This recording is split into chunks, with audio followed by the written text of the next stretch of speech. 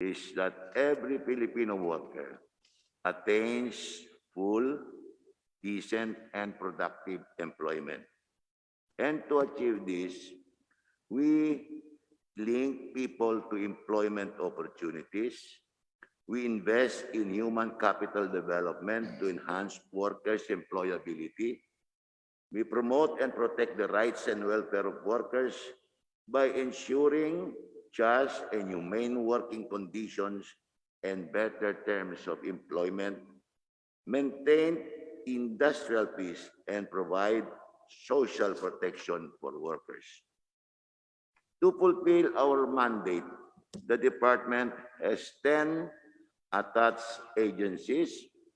We have 5 bureaus and 7 services working together in providing policy, program, and operation support to the DOLE senior officials, its 16 regional offices, and 39 Philippine Overseas Labor Offices, POLOS for short.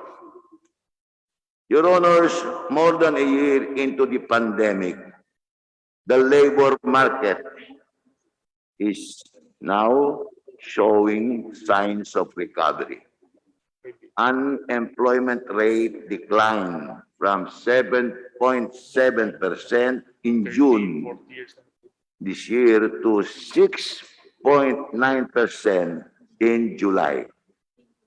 This translates to a reduction in the unemployed persons from 3,800,000 to 3,100,000. Your Honors, to help our workers affected by the pandemic, we have implemented 3 social amelioration programs, namely Tupad, CAMP, and ACAP. So far, 1,980,000 workers in the informal sector were provided with emergency employment under the so-called Tupad program, amounting to 9,529,000,000 pesos. Under the COVID-19 Adjustment Measures Program, CAMP for short, we have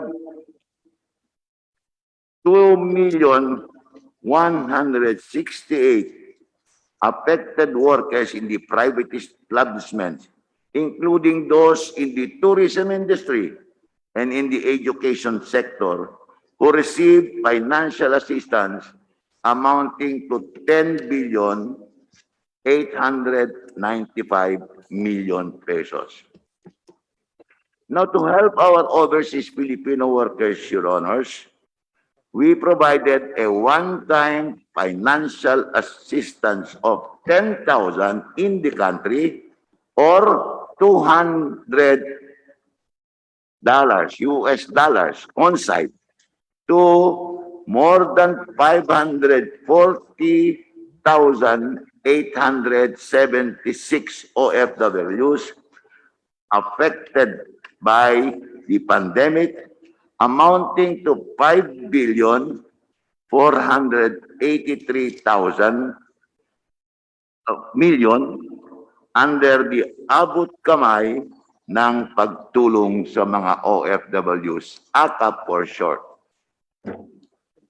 Through the OWA, Your Honors, 679,845 affected workers were provided with repatriation, financial, food, accommodation, and transportation assistance to facilitate their return to their home provinces sa mga minamahal nila sa buhay.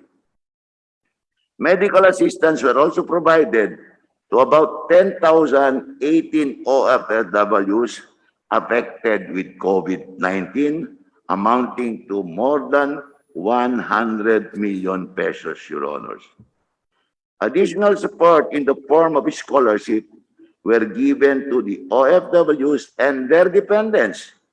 A total of 79,300 OFW children received scholarship under the program called Tabang OFW and the Educational Support Program. Our government is committed to create an environment that will generate decent work for Filipinos here in the country so that working abroad will become a matter of choice and not a necessity. But then, as long as there are Filipinos working abroad, it is our bounded responsibility to protect them from deployment up to the time that they are on site and even up to the time of their return. Through the POEA, we ensure that all OFWs are properly documented and properly treated. This year, if you recall, Your Honors, we have 18 one-stop shop service centers of OFWs nationwide, and this provided 404,148 OFWs better access in processing their requirements, especially their documentary requirements. We also provided legal assistance to 23,523 OFW victims of illegal recruitment. And more importantly, we secured, I think we secured 32 convictions since last year. Diba, Yusek Benjo, no? 32, I think. Not 13, but 32. This was the report I gave to our president last Sunday, Your Honors. It's a conviction of 32 for illegal recruitment, Your Honors. While on site, we protect our OFWs through bilateral labor agreements. This year, for the information of this honorable committee, we signed bilateral agreements with Romania, the United Arab Emirates, and even the Czech Republic to set standards on terms and conditions of employment for our OFWs.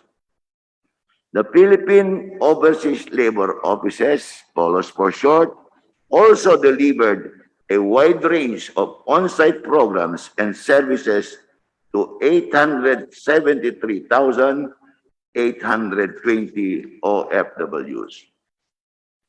Upon return, the DOLE through the OWA provides livelihood assistance, skills training to facilitate the reintegration of our OFWs to their families and communities. This is under what we call the National Reintegration Program in the OWA, Your Honors.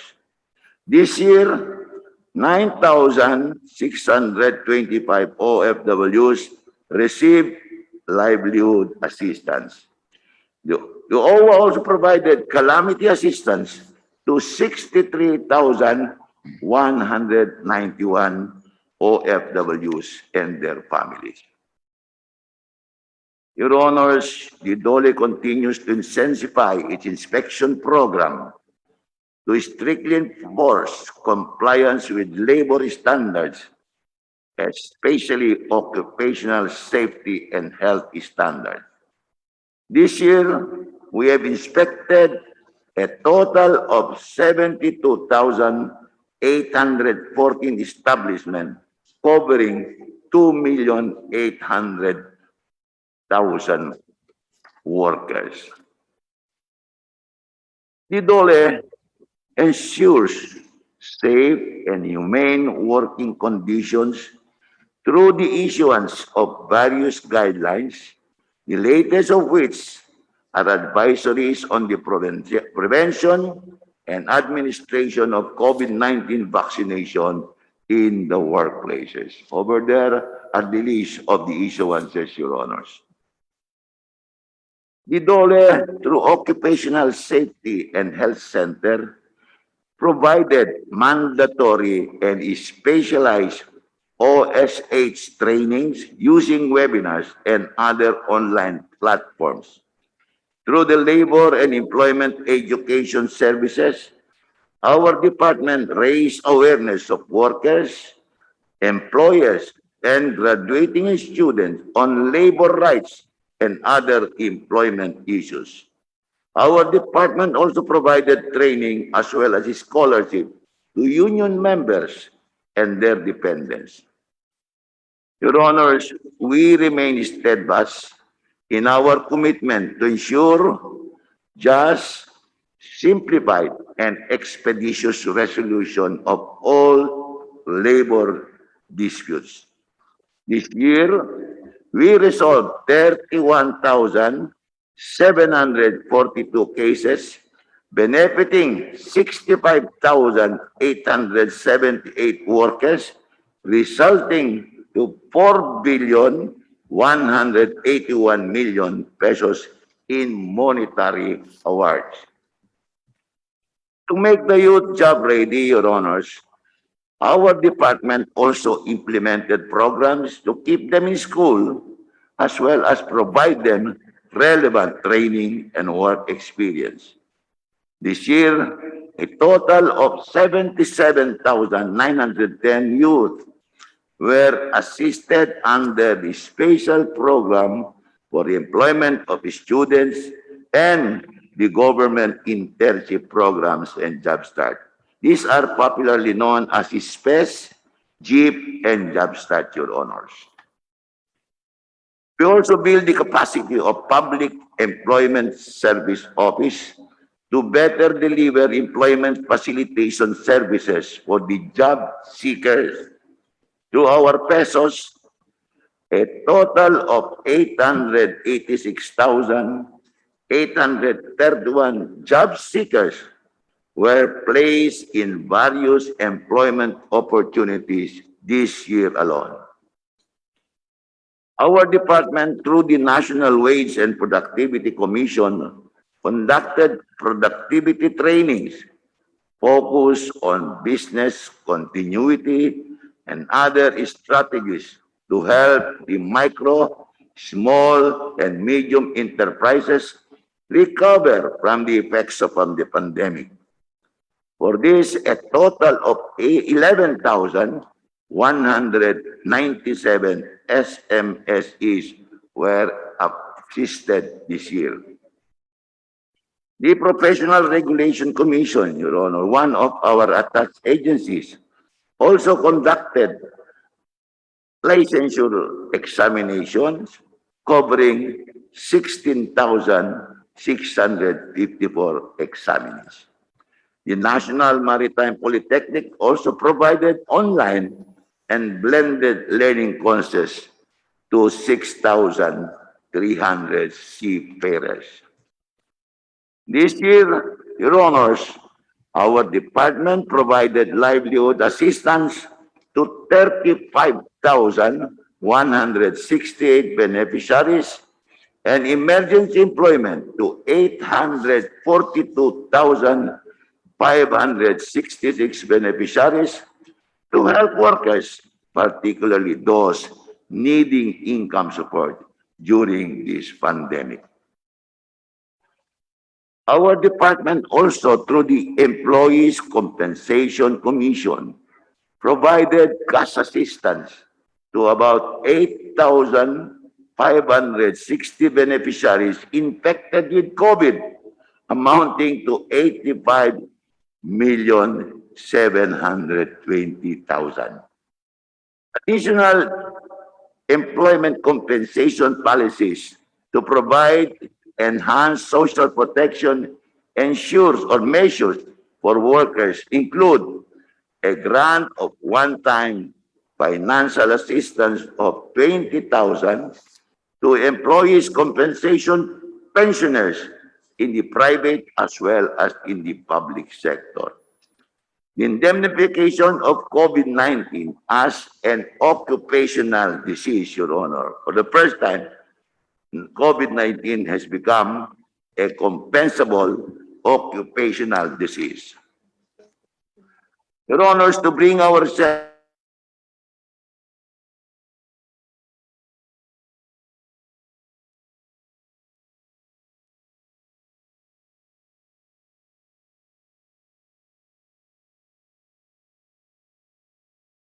hotline and a command center and implement the 72-hour processing of our three frontline services, which have served 1,800,000 clients for this year alone.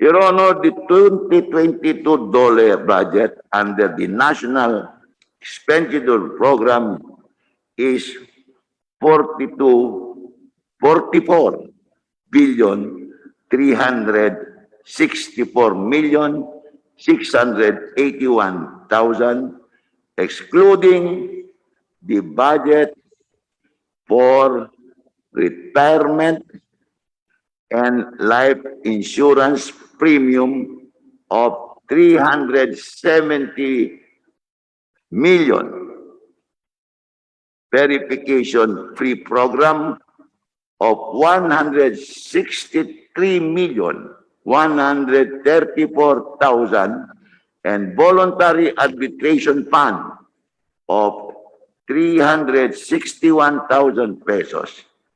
This, Your Honor, is 7,750,696,000 increase, or 21.2% higher compared to our 2021 General Appropriations Act, amounting only to 36,606,985,000.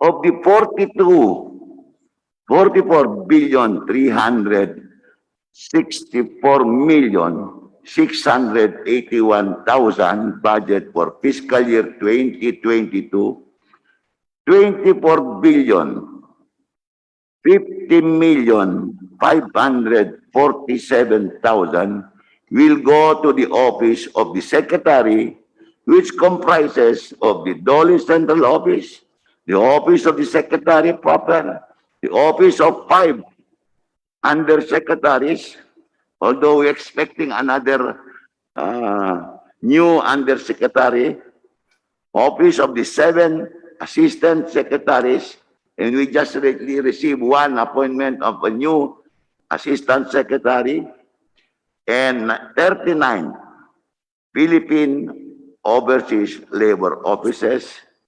This involves our labor attaché, Your Honor, and 17,314,134,000 will go to the 8 attached agencies of DOLE, namely the Institute for Labor Studies, the National Conciliation and Mediation Board, the National Labor Relations Commission, the National Maritime Polytechnic, the National Wages and Productivity Commission, the Philippine Overseas Employment Administration, POEA, the Philippine Regulation Commission, Professional Regulation Commission, and the Overseas Workers Welfare Administration, OWA for short.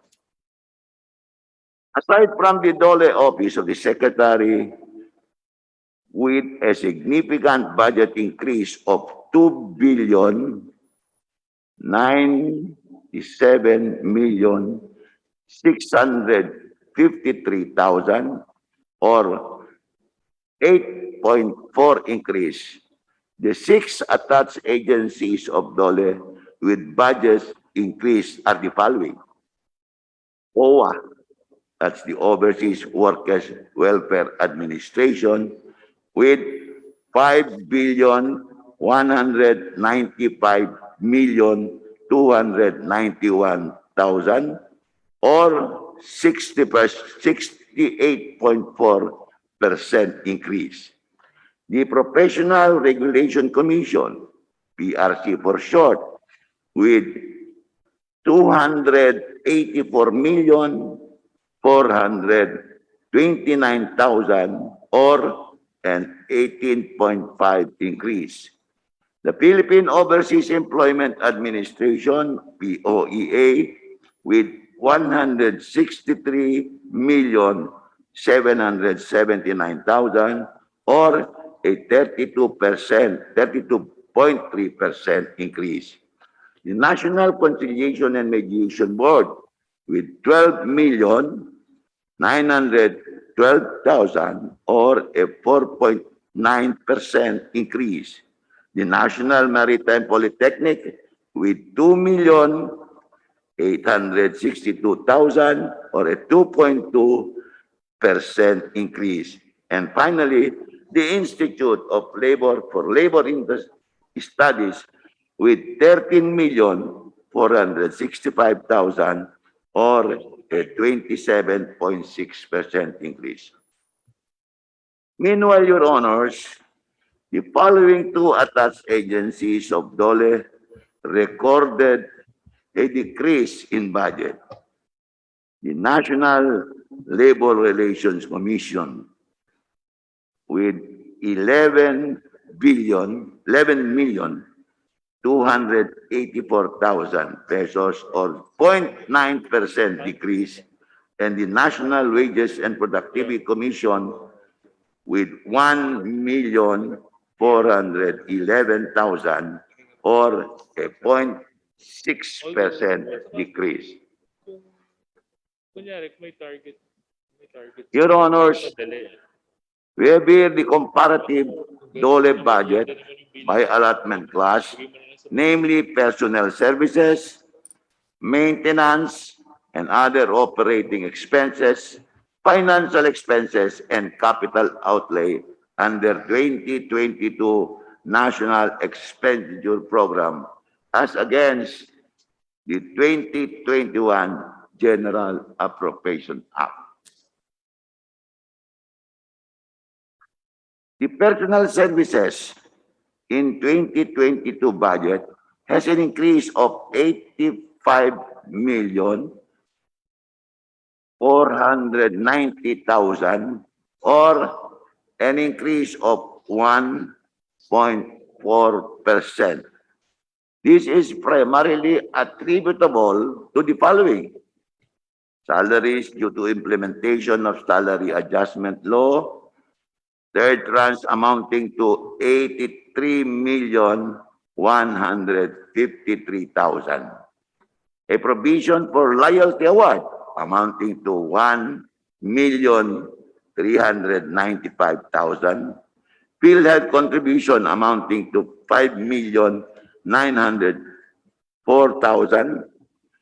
The honoraria for trainers and assessors of NMP amounting to 2,144,000, and the loyalty award amounting to 1,395,000.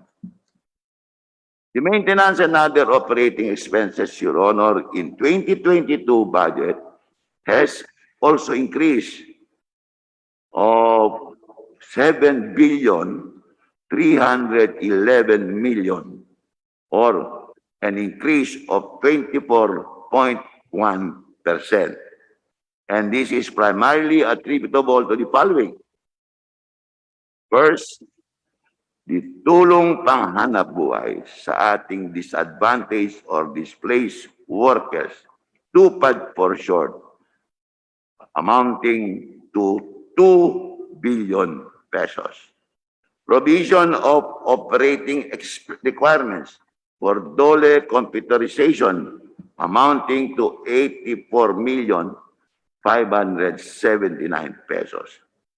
Funding requirements for the hosting of the ASEAN Senior Labor Officials Working Group meeting on May 2022, and the hosting of the ASEAN Labor Ministers meeting and its related meetings on October to November 2022, amounting to 6 million pesos. Increase in the budget of the following offices for the implementation of the information system strategy plan under medium-term information and communication technology harmonization initiative. First, the Institute of Labor Studies amounting to 4,510,000, the POEA amounting to 46,780,000, and in the increase of the MOE of the PRC or the Professional Regulation Commission amounting to 153,838,000 to be used for the following. First, foreign traveling expenses for special professional licensure examination and the international hosting conferences as approved in the International Commitment Fund, amounting to 22,133,000. Local traveling expenses for the local examinations and off-site service centers amounting to 3,007,000. Accountable forms for pre-printed professional ID cards, certificate of registration and accreditation certificates for various professionals amounting to 17,769,000. Training to address the competency gaps of employees, capacity building for newly hired employees in the central and regional offices, particularly on the CPD, ISO, and Prime HRM, amounting to 599,000. Fuels, oils, and lubricants for the newly procured 32 motor vehicles amounting to 1,029,000, and the replacement of old semi-expandable machineries and equipment and furniture and fixtures amounting to 6,644,000 pesos.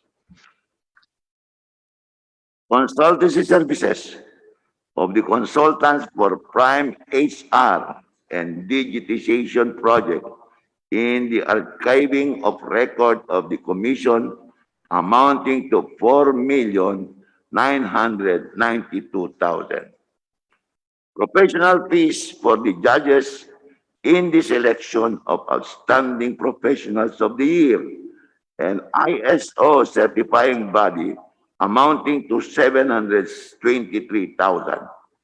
Other general services for the honoraria of the exam personnel in the conduct of various licensure exams amounting to 73,301,000.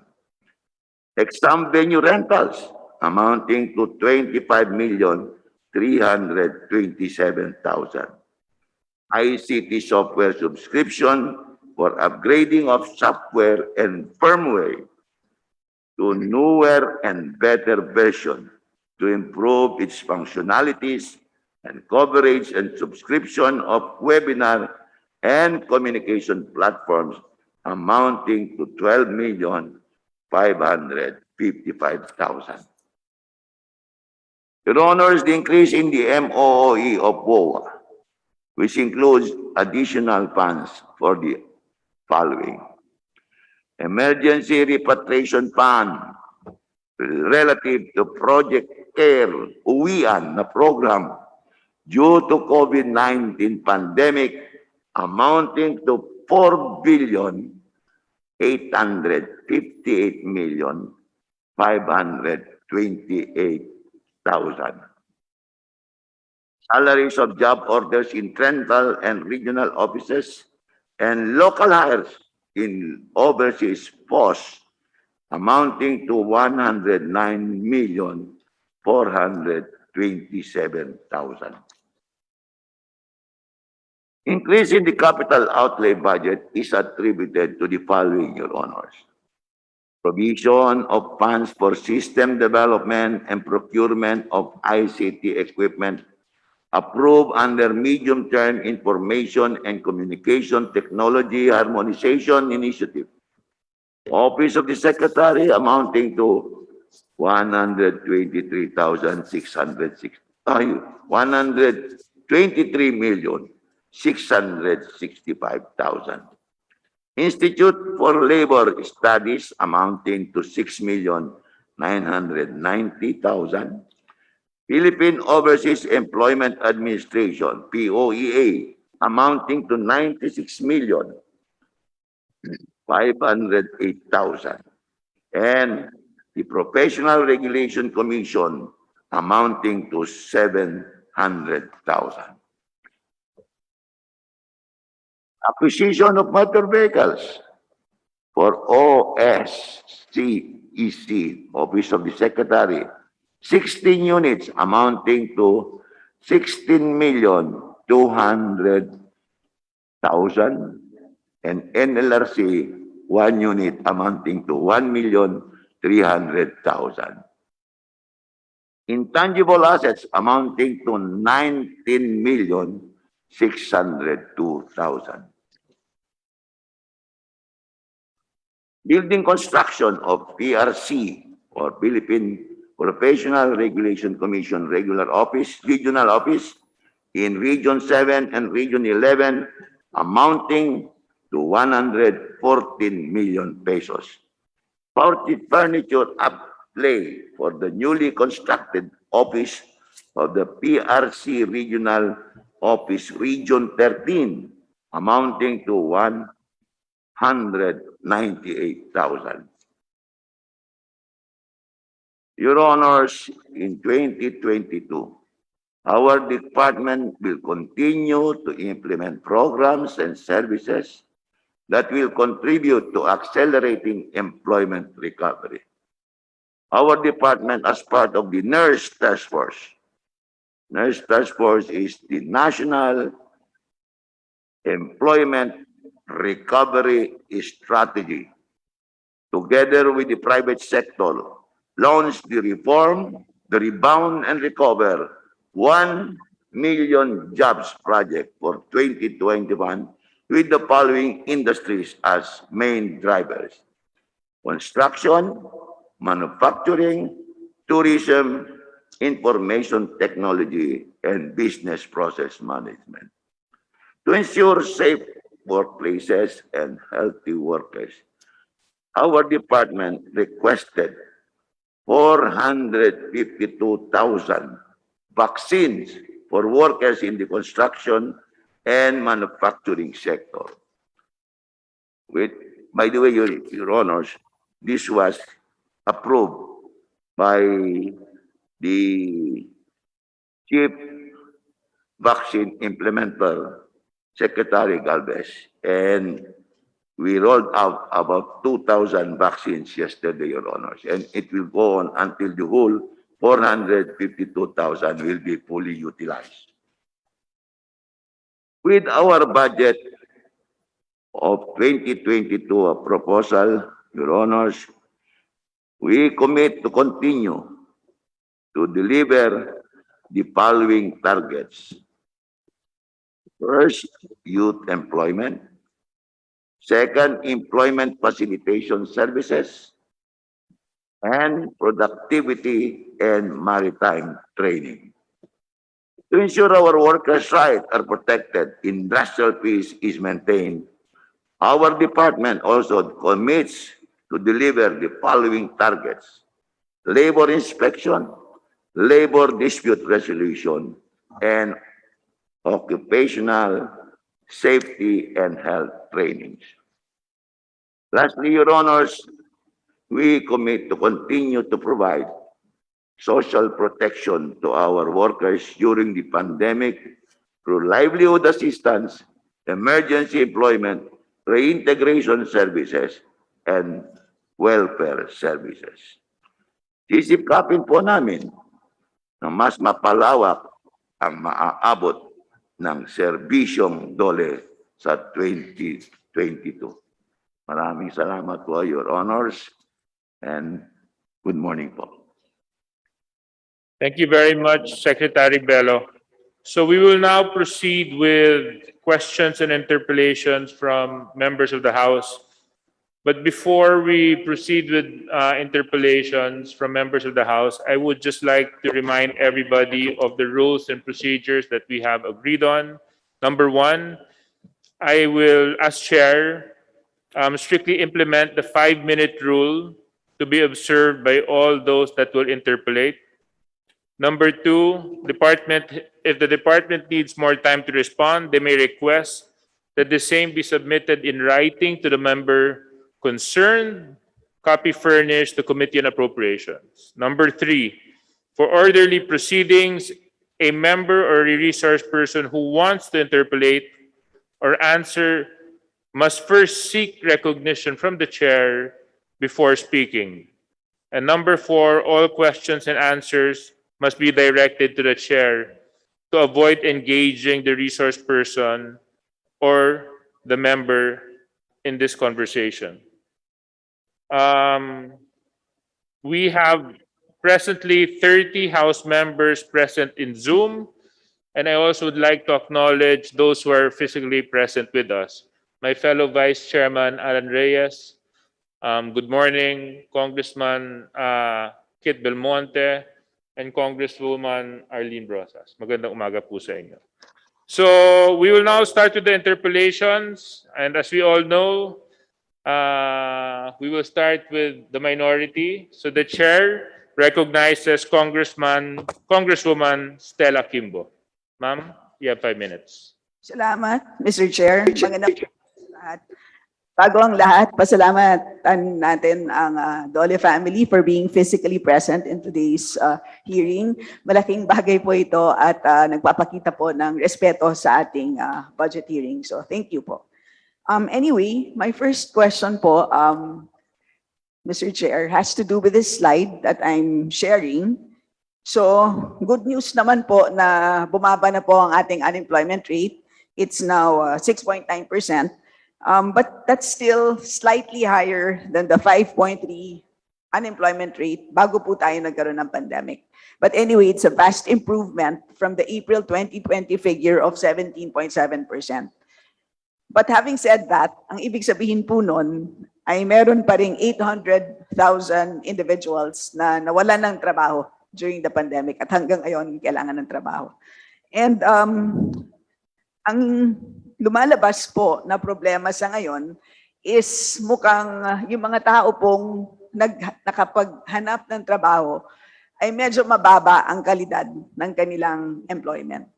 And of course, we have to keep in mind, Mr. Chair, na ang ibig sabihin kasi ng employment based on the labor force survey is that you have been able to work 1 hour in the week prior to the interview. So as long as nakapagtrabaho ka ng 1 oras sa loob ng 1 linggo, considered employed ka na. But having said that, so yun po yung context, no? Just to appreciate the numbers. Having said that, ang nakakabahala din po na numero is yung underemployment rate na patuloy po ang pagtaas. So prior to the pandemic, ang underemployment rate is 14.8%. Pataas po ang number na yan. Ngayon po, it's now 20.9%. So ang ibig sabihin ng underemployment rate, bagamat may trabaho ka, bitin pa rin because you want to work more in terms of hours or you feel like based on the skills that you have, that you deserve a better job. Okay?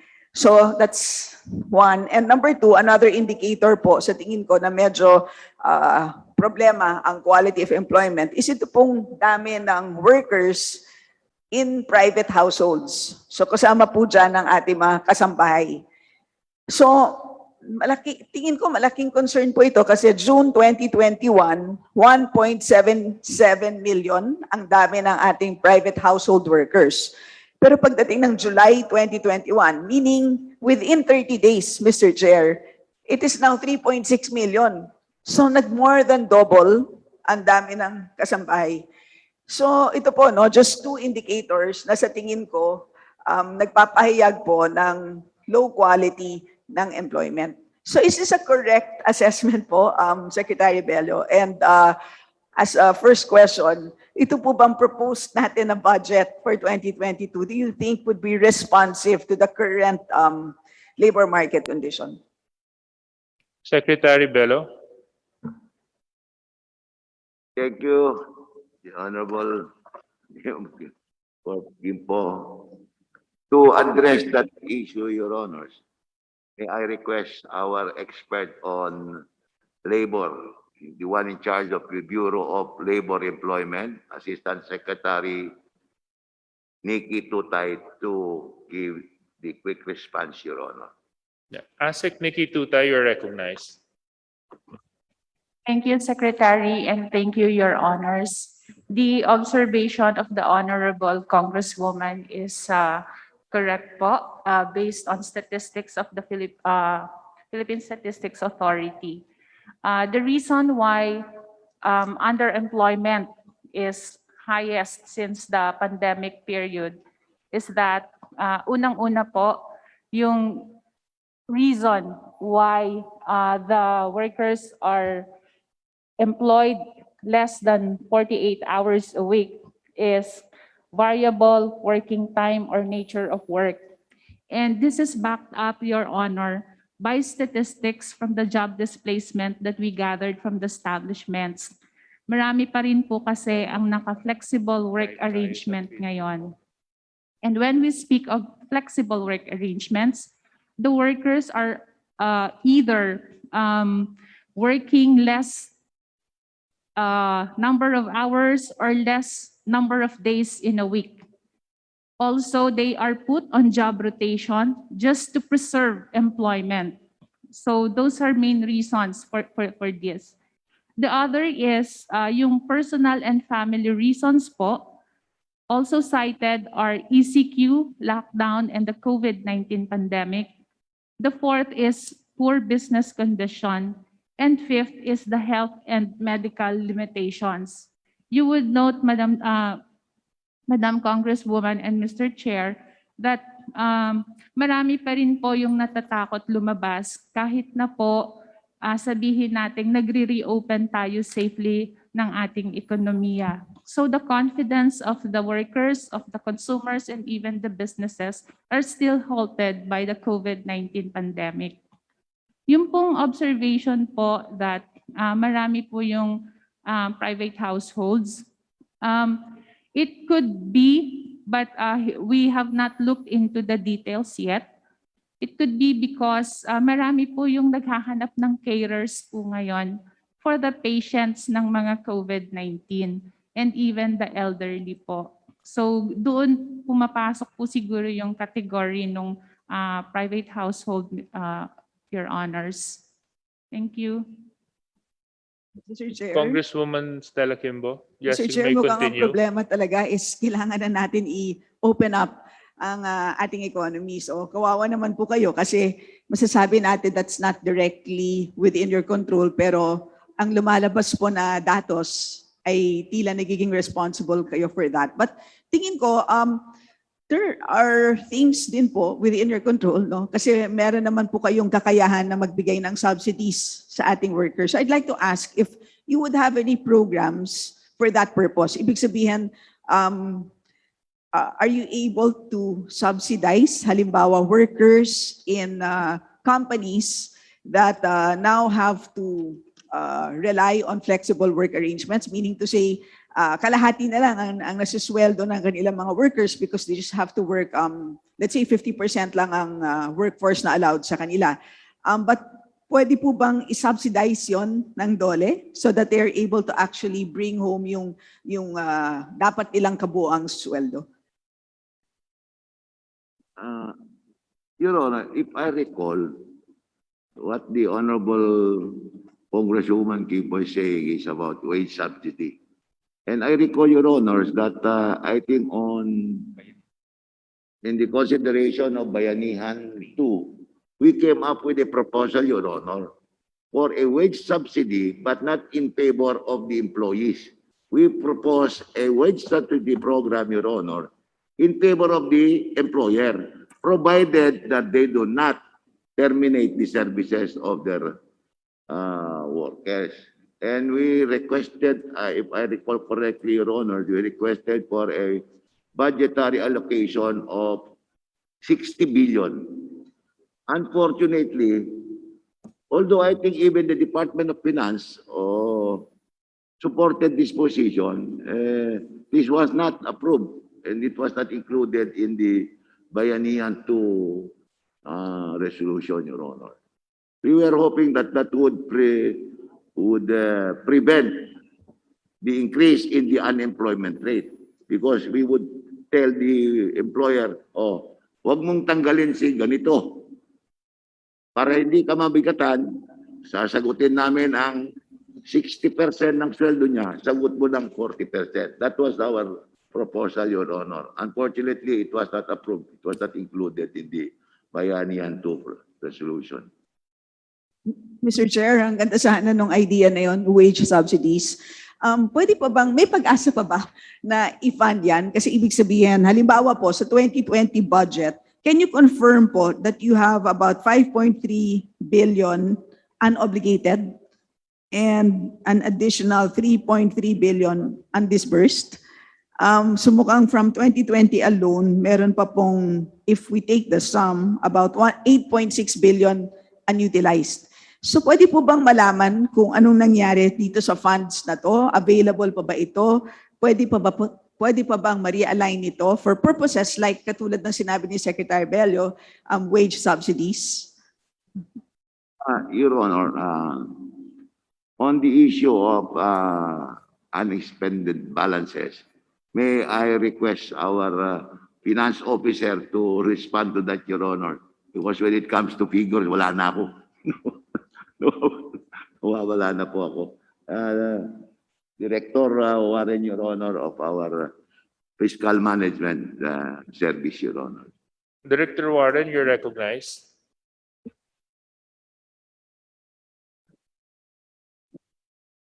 Good morning, Mr. Chair. Yung reported, ma'am, na unobligated or unused, tama po yun ng 2020.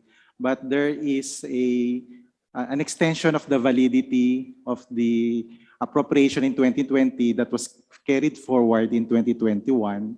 And mostly these are 4 programs on employment but cannot be used for wage subsidy.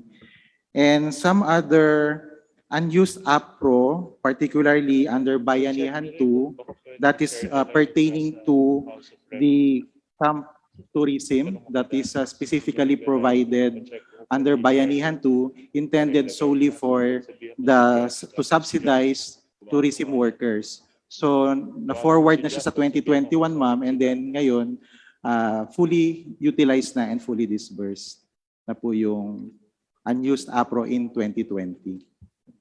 And Mr. Chair, since nabanggit yung Bayanihan 2, napansin ko po na yung released allotment to the Office of the Secretary and to DOLE itself for programs like Tupad ay halos lahat po nagamit. No?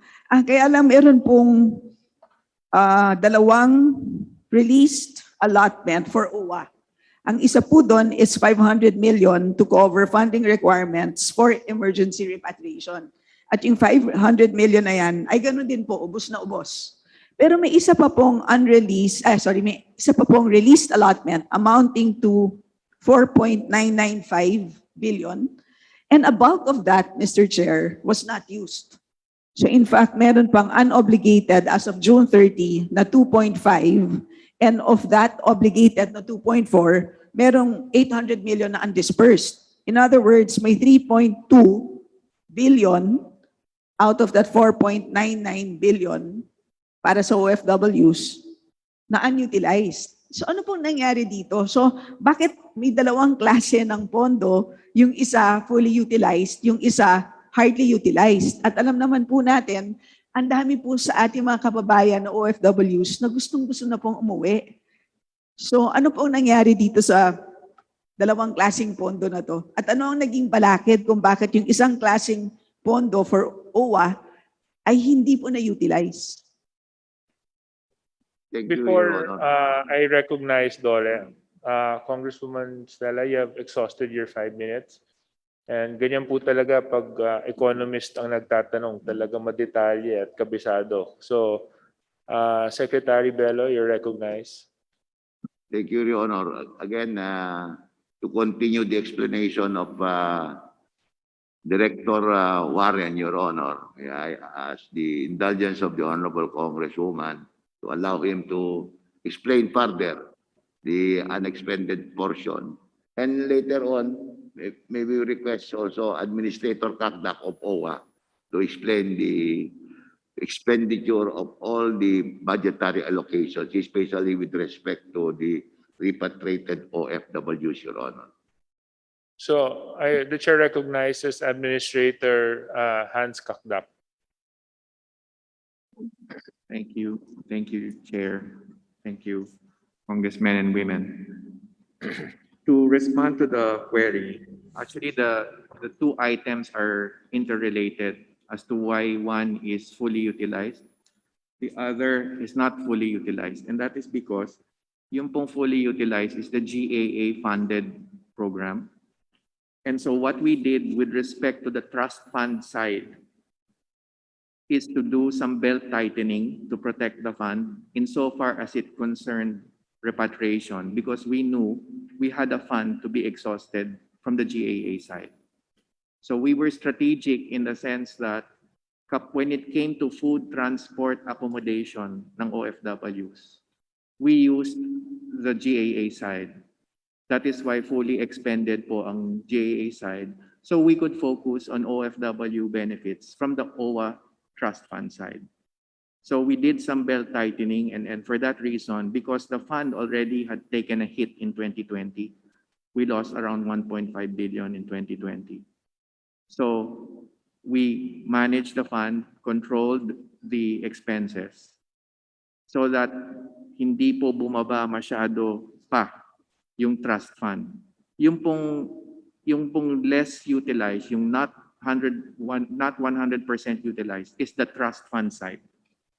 But the GAA side is fully utilized because we had to protect the fund in the course of 2020, especially in the course of 2020, where our collections dropped as high, membership collections dropped as high as 60 to 70%. To illustrate, we usually would get around 1.7, 1.8 billion, up to 2 billion in membership collections. But that dropped to around 600 to 700 million in 2020. So ma'am, we were balancing our budget from the OWA Trust Fund side. We were looking at the money coming in and controlling the money going out of the trust fund. Kapag food transport accommodation, hindi namin kinuha sa trust fund, kinuha po namin sa General Appropriations Act funded repatriation program. Mr. Chair, every time I hear a very complicated answer, pasensya na lang po, there's 10 distrust. seconds, So, pwede Congresswoman na lang Stella. po bang ipaliwanag nyo na lang po in writing kung anong nangyari po doon, because it really doesn't seem to sound right. Kasi I cannot think of a situation where strategic yung hindi paggamit ng pondo at napakalaking pondo nito. At alam niyo naman po, and kayo mismo naalala ko, talaga nagmamakaawa po kayo sa amin sa Bayanihan 2, na bigyan talaga kayo ng napakalaking pera. So I am really disappointed na ang laki pong naiwan considering the effort that we put in. Kasi imbis na nilagay po natin sa ayuda, dinagdag natin sa Tupad, ay niligay natin yung malaking pondo to repatriate our kababayan. So any form of underutilization is really a problem, even if you feel like it's strategic. So pakisulat na lang po ang paliwanag at titignan po natin kung yan po ay reasonable. Salamat po, Mr. Chair. Thank you very much, Congresswoman Stella Kimbo. Can I further explain, because I really have to clarify this because Can you come closer to the mic, Yes po, yes po. Administrator Hans? Yes. I just make a brief explanation and commit to say yes, we will fully explain. Dalawa po ang OWA source of funds, ma'am. One is the GAA, which is the National Budget Fund. The other one is the Trust Fund, which is a private trust fund that we take care of. So what I'm trying to say, ma'am, is the Administrator money. Kakdak, Yeah, sorry yes if po. I may cut you. Can you just put the mic a little bit closer para lang marinig tayo kasi Okay, yung mga okay. naka-zoom. Sige po, I'm sorry Ayan, po. better. Dalawa po ang sources ng OWA funds. One is the private trust fund, which is owned by the OFWs. Two is the emergency repatriation fund that we got from the national government, GAA, Bayanihan 1 and 2. So what I'm trying to say, ma'am, on the GAA side, what you gave us po, ma'am, was fully utilized. However, on the other hand, from the private trust fund side, we were protecting the private trust fund so that the money that we should have spent for food transport accommodation on the trust fund side, we protected para hindi magastos so that we got from food transport accommodation from the national government budget. Kasi po ma'am, dalawa ang mukha ng OWA funds, yung private trust fund and the OWA, the national government fund. What I'm trying to say is, because the collections for the OWA trust fund dropped by 60 to 70%, yung perang pumapasok sa OWA trust fund, nag-drop po by 60 to 70%. We saw that not much money was coming in into the trust fund. We protected that and said, sige, basta food transport accommodation, kukunin natin sa national government. Kaya po yung side ng equation na yon ang fully utilized. We spent, out of the OWA Trust Fund, we spent 1.8 billion for 2020. 1.8 billion for 2020. So we will submit a full explanation, ma'am. I apologize if Mr. I Chair, ramble, but we will Mr. submit Chair, a full explanation. hintayin na lang po natin yung written Kung explanation. Stella, Ako, you've exhausted your 5 minutes. simple lang po tingin ko, the difference between the two funds is yung isa po requires OP approval. Is that the main difference? And is that the reason po kung bakit magkaiba po ang utilization rate? Last point, ah. Yes, Thank you. The OWA Trust Fund is managed by the Board of Trustees, and then we as the Secretariat implement the policies of the Board of Trustees chaired by the Secretary that are passed by the Board and then implemented by the Secretariat. So, yes, ma'am, along the lines of we cannot immediately expend the OWA Trust Fund unless we have the approval and go signal of the OWA Board of Trustees. Thank you. So now the chair would recognize DS Bernadette Herrera D for her manifestation. Mr. Chair, hindi naman ako manifestation. Just a few questions lang. And then I will manifest. No, I'd just like to ask, Mr. Secretary, yun ngayon, meron kayong continuing appropriations ng fiscal year 2020 amounting to 969 billion. Ang laki kasi nung livelihood and emergency employment doon, which is 760.9. Bakit po ang laki nung naiwan? Ano pong nangyari doon? Through you, Mr. Chair. DOLE. Honorable Chair, with your permission, I would like to approach the Honorable Congresswoman so I can fully grasp the question because I cannot. Okay. Yes. Nalapit na lang ako sa kanya. Ako na lang po pupunta. Anyway, sige. Mamaya na lang, Sec, putahan ko po kayo. Magmamanifest lang din na lang po ako. Kasi puro ganun din po yung katanungan ko when it comes to the unobligated releases. Kasi merong unobligated releases for Bayanihan 2 and then meron naman silang na-receive from Bayanihan 2 din. So those are the questions. Lapitan ko na lang po.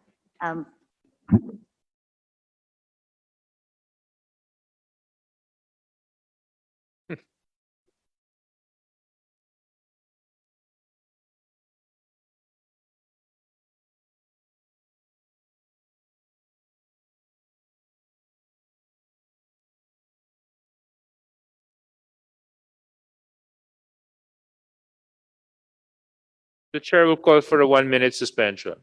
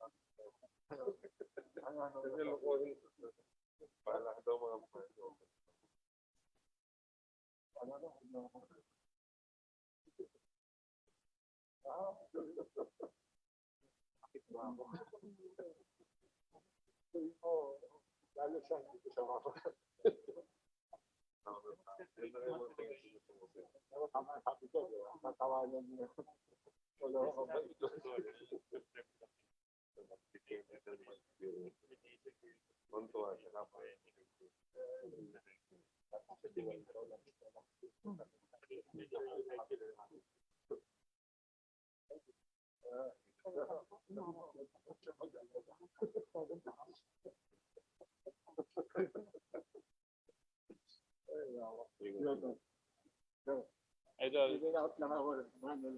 Sige. Uy, shit.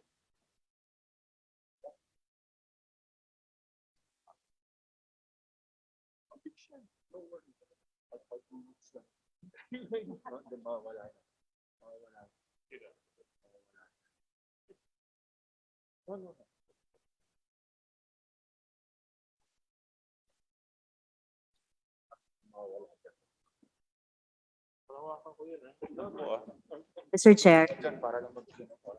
Okay, our committee briefing now resumed. Mr. Chair, I think sasagutin ni Mr. Warren yung tanong ko po with Yes, regards to Congresswoman the... BH. Yes. Sasagutin po yata ni Secretary Ernie Warren yung sagot po sa tanong ko, just so the people in the Zoom also would understand. Kasi medyo malaking budget po yung hinahanap natin na hindi po nagagamit. Okay, Congressman, sorry, Director Warren, you're now recognized. Good morning. Good morning, Mr. Chair.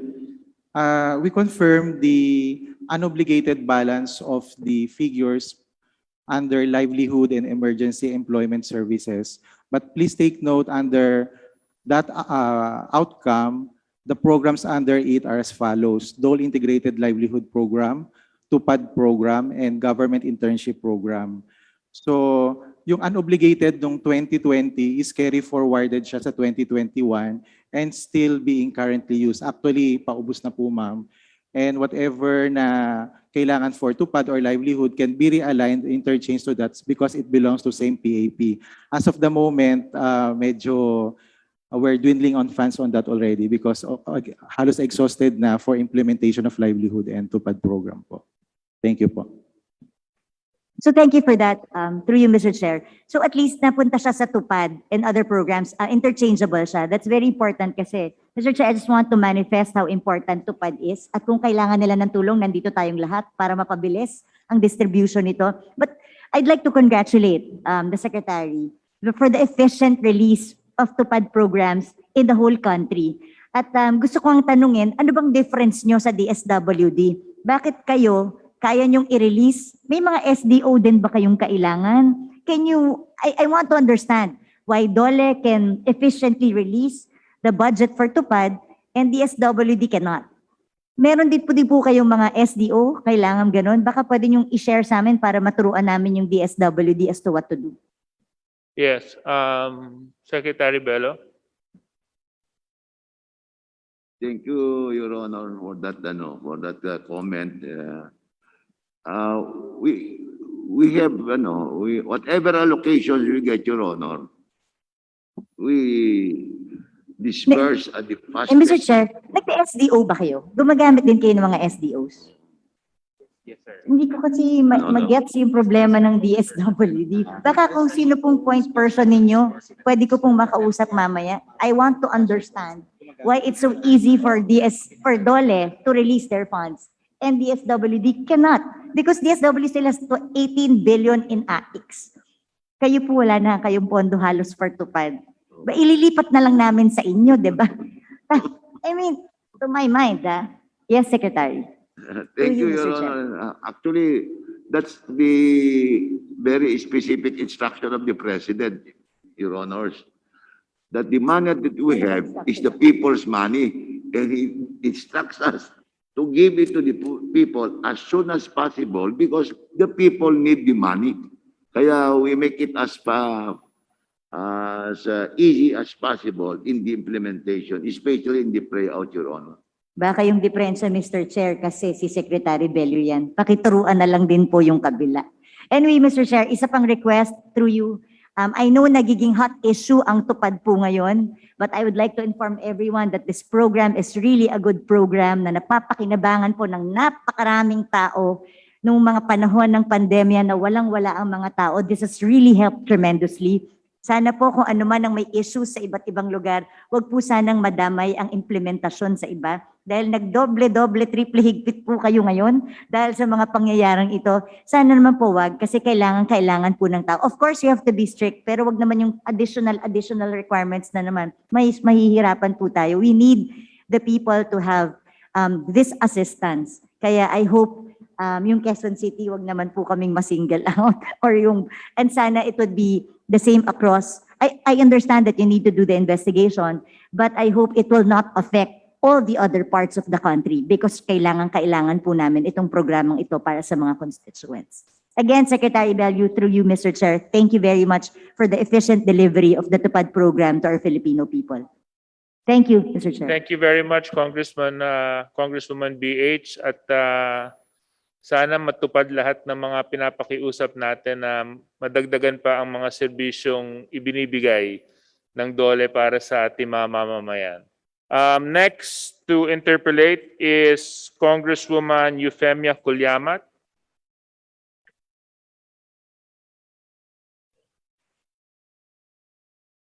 Maraming salamat, Mr. Chair. Yes, Congresswoman Kulyamat, we can hear you here in the plenary hall. You may proceed. Okay, Mr. Chair, maraming salamat. Direkta lang po ako sa aking mga katanungan, Mr. Chair. Ito po ay concern sa ating manggagawa sa agrikultura, Mr. Chair. Ang una ko pong katanungan, Mr. Chair, ano ang ginawang hakbang ng DOLE BWC hinggil sa 63 million unliquidated na ayuda sa panahon ng lockdown, no, na para dapat sana sa mga manggagawang bukid sa tubuhan. Ito ay batay sa report ng PUA sa 2020. Mr. Chair. Secretary Bello. Your Honor, may I request that Director Revilla of the Bureau of Workers' Special Concern to address the concern of the Honorable Congresswoman from Bayan Mount Bunay. Yes. Tungkol sa unliquidated, Your Honor. Director, you are recognized. So please answer the queries of Congresswoman Kulyamat. Thank you, Mr. Chair and Mr. Secretary. Good morning to everyone. Thank you for bringing that to our attention. Yes, we've confirmed that we were the subject of a news item in May 25 regarding the unliquidated 64.4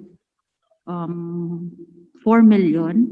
Representing po ito ng transfers made intended for the sugar workers affected by the pandemic, which the Secretary has authorized to be released pursuant po doon sa resolutions recommending the release of funds, non-GAA fund po ito, and this benefited po sugar workers as well as biofuels workers. We would like to emphasize po that the social protection program has always been at the cornerstone of the department's initiative. So, ang amount po na 64.4 million had been divided into 24.9 million and 49 million. Yung 24.9 million po, napunta po ito sa ating mga biofuels workers, and they were able to receive a maximum one-time grant of 7,000 pesos for field workers, while 1,400 po para naman po sa field workers. And sa yun naman pong 50 million, almost 50 million, we covered po yung mga sugar workers. At the time po na na-issue po yun sa COA, we are still deploying po the release of this assistance to the workers. But right now po, we just wanted to inform this body that of the approved amount na liquidate na po ito. For instance po, yung sa SAP or sa sugar workers, na-distribute na po yung 42.8 million covering 42,825 sugar workers. And yung pong natitira, ni-refund na po ito ng aming DOLE regional offices sa Bureau of Workers with Special Concerns. And meron pong a little portion po yet to be liquidated. Same with the assistance for the biodiesel workers. Meron na lang po tayong konting ililiquidate. We will submit po this report to you, Madam. Thank you, sir. Congresswoman Kuliamat. Maraming salamat, Mr. Chair. No? Ang pangalawa ko pong tanong, Mr. Chair, no, related doon sa 210 na employer na related sa agriculture. Tapos, forestry at fisheries out of 649 lang ang inaprubahan ng DOLE para sa camp.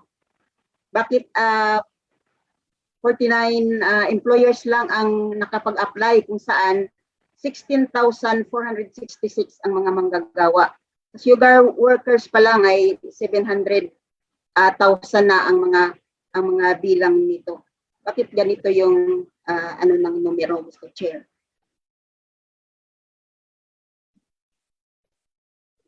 DOLE. Mr. Chair, may I respond to the query? Madam, yun lang po kasi po ang available natin na socio-economic project of fund that had been authorized by the Sugar Tripartite Council. Ang pondo po kasing yun, yan lang po at that time ang available for emergency assistance. So yun lang po ang na-cover natin ng mga manggagawa sa sugar industry. But continuous pa rin naman po yung iba nating mga benefits such as livelihood assistance, educational assistance, maternity and death benefits. Ito po ay, lalo na po itong maternity and death benefit, ito po ay ina-administer ng ating regional offices. But with respect po doon sa mga livelihood assistance and educational assistance, we do this in partnership with our accredited co-partner. So, isasuggest po natin sa ating Sugar Tripartite Council to authorize, to recommend another round of release provided po kaya po ng pondo ng Social Amelioration Program for the sugar industry. Thank you po. Maraming salamat, Mr. Chair.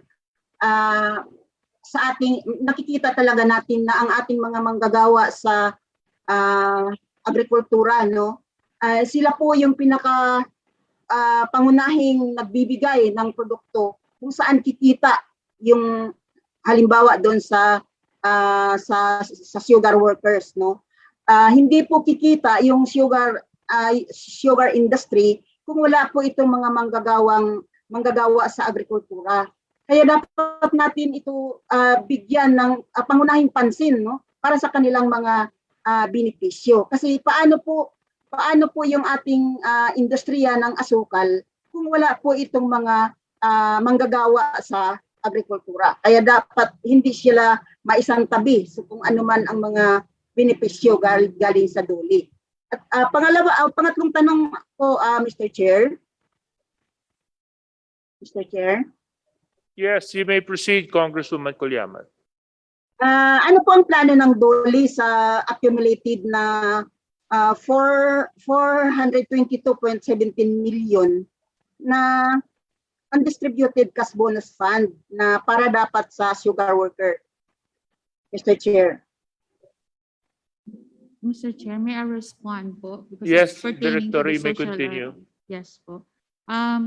Ma'am, we would like to emphasize po that the 400 plus million that is yet to be distributed, hindi naman po ito tinitake up sa books ng Bureau of Workers with Special Concern. Ito po ay industry driven, meaning ang responsible po talagang mag-distribute nito ay ang mga millers, ang planters associations, and their member planters. They should directly distribute it to the sugar workers. The role of the DOLE is to monitor the distribution of this cash bonus fund. For many years po, lumalabas po ito sa report namin kasi po hindi po nakakapag-present sa amin ng special payroll yung mga planters association and planters. So nagkakaroon po kami ng difficulty na i-establish na indeed ito ay pamigay na sa sugar workers. If you would note po kasi, kung titingnan natin yung demography ng ating mga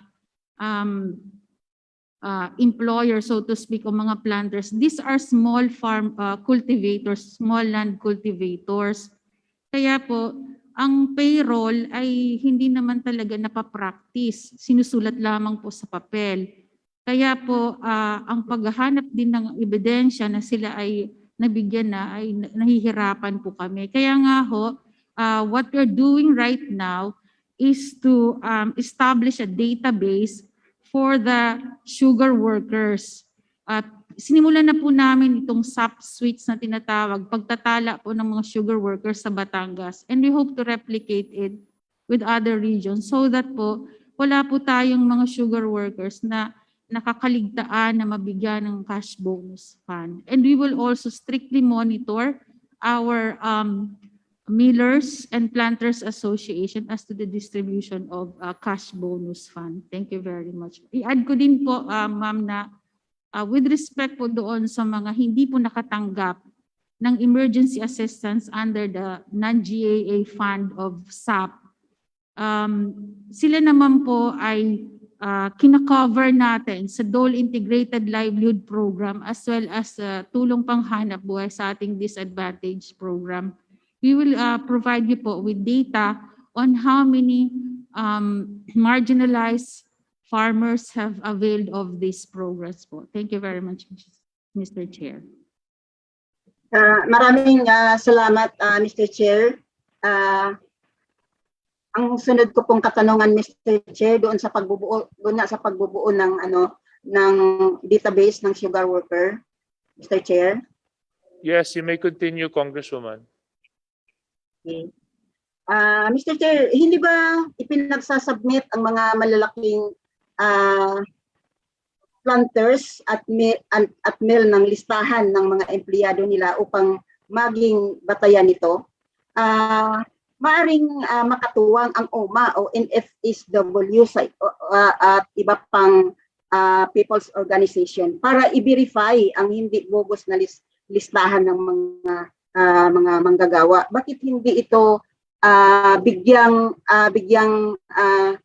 ng DOLE itong mga organization ito para sila mismo para hindi maging bogus yung mga listahan na kailangan makakatulong sa paglista sa mga totoong manggagawa ay yun talagang doon sa mga field, Mr. Chair. Bakit hindi nila gawing katuwang yung mga manggagawa doon sa agrikultura, Mr. Chair? DOLE. Mr. Chair, maraming salamat po ma'am sa suggestion po ninyo. Gagawin po namin ito para mas mapadali ang pagtatala ng mga sugar workers. Pero kindly note po, noong nakaraang taon, naging posible po ang pagtatala sa Batangas dahil din ho sa tulong ng ating mga organisasyon ng mga magsasaka sa Region 4A. Rest assured po na we will continue to coordinate with your organization and your union para po maisagawa na natin itong pagtatala ng sugar workers. Thank you very much po. Well, maraming salamat, Mr. Chair. Meron pa akong katanungan, Mr. Chair. Paulit-ulit nang irekomenda ng COA na magkaroon ng database o register ng sugar worker para makatulong sa epektibong pamamahagi sa cash bonus fund at social economic program na sa ilalim ng social amelioration program para sa sugar worker. Ano ba ang konkretong hakbang na ginawa ng DOLE hinggil dito? Ang nabalitaan pa lang namin ay ang subsidies project sa Batangas, pero project sa, sorry Mr. J. Ang nabalitaan lang namin ang subsuites project sa Batangas, pero napakakunti lang ang naabot nito para sa napakatagal na panahon at malaking pundo. Bakit hindi, ito na nga yung anong ko kanina, tanong. Mr. Chair, nais ko na lang pong maghingi ng para sa humingi ng detailed report sa latest consolidated status ng cash bonus program implementation ng DOLE, Mr. Chair. Per region na pamahagi ng cash bonus, number of workers na nakatatanggap per meal, number of field worker na nakatatanggap per region, province, or milling district. Pangalawa, Mr. Chair, listahan ng mga planters at millers na hindi nire-remit ang cash bonus fund sa mga mill worker at field worker sa nakaraang 3 taon. Pangalawa, hindi nagre-remit sa DOLE regional offices ng unclaimed na cash bonus fund. At pangatlo, Mr. Chair, report at project result ng sugar workers information and tracking system sa Batangas, Mr. Chair. Ito po, sana po mabigyan tayo ng mga report na ito para din sa kaalaman ng ating mga sugar worker na kung saan ay patuloy na mayroon silang reklamo para sa hindi pantay na pag-distribute ng mga benepisyo. Maraming salamat, Congresswoman Colyamat. You have exhausted your 5 minutes. So the chair directs DOLE to please provide the good congressman together with the Committee on Appropriations the detailed requests of the queries of our dear Congresswoman regarding the data that she has mentioned. And if you have any answer or enlightening statements with regards to those that have been mentioned by Congresswoman Colyamat, DOLE, you're now recognized. Thank you, Your Honor. If I got the question of the Honorable Congresswoman from the Bayan Party List, Your Honor, I think she is concerned about how many were benefited by our programs, amelioration program, particularly our Tupad program. And I recall, Your Honor, in my opening statement, the number of beneficiaries that we were able to provide with this program amounting to so many billions of pesos, Your Honor. However, if it is the particular concern of the Honorable Congressman to get the names and the amounts given to each of these beneficiaries, Your Honor, we will provide those data, Your Honors. Thank you very much, Secretary Bello. Yes, I remember and I recall that in your presentation, you did include this. So maybe what we may request na lang is a more detailed report from the regular funding of DOLE, those that were implemented from the Bayanihan Funds 1 and 2. Please furnish the committee, and we will furnish the same to our good Congresswoman. Thank you very much, Congresswoman Kulyamat. The chair would now want to recognize... Salamat, Chair. Maraming salamat din po, ma'am. The chair would now recognize Congressman Sabiano Kanyama for his interpellation. Thank you so much, Mr. Chair.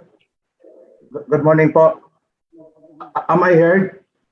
Yes, we can hear you, Congressman. To clarify my name, I am Congressman Sabiniano Kanama from COP Party List po. Again, thank you. Good morning to the DOLE family. I would like to inquire, Mr. Chair, how much and how many cooperatives were benefited by the programs of the DOLE, especially those which were hit by the pandemic. I am aware na marami po silang mga programa para sa mga naghihirap na mga natamaan po doon, especially to the cooperatives. Do they have the figures? Secretary Bello. Thank you, Your Honor.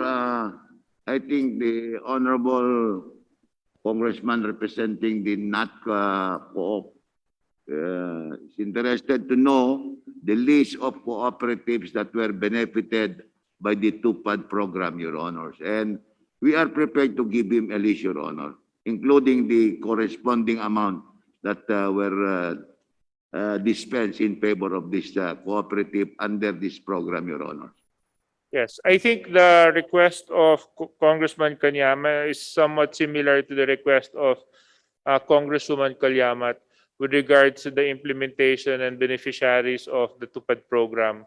So again, we direct DOLE to furnish us a detailed report addressed to the Committee on Appropriations, and the same will be furnished to Congressman Kanyama regarding his queries. Congressman Kanyama, you can continue with your interpellation. Yes, Congressman Kanama po. Thank you for that, Secretary Bilo. As of today, marami pa pong tumatawag na mga kooperatiba na natamaan pa rin at saka na-lockdown at saka hindi pa ma-full yung pag-report sa mga employees. Mayroon pa ba tayong pundo para sa mga empleyado na hindi po makapag-render ng 100% na serbisyo at saka they are temporarily at lockdown o na hinto yung pagtatrabaho so that we can advise the said cooperatives and their workers to avail po kung meron pa tayong programa para sa kanila. Secretary Bello. Yes, Your Honor. We still have funds for this, Your Honors, for this sector, Your Honor. So anytime, Your Honors, that they can provide us the list of these informal workers affected by this pandemic, we will be able to provide them and include them as beneficiaries of the Tupad program, Your Honor.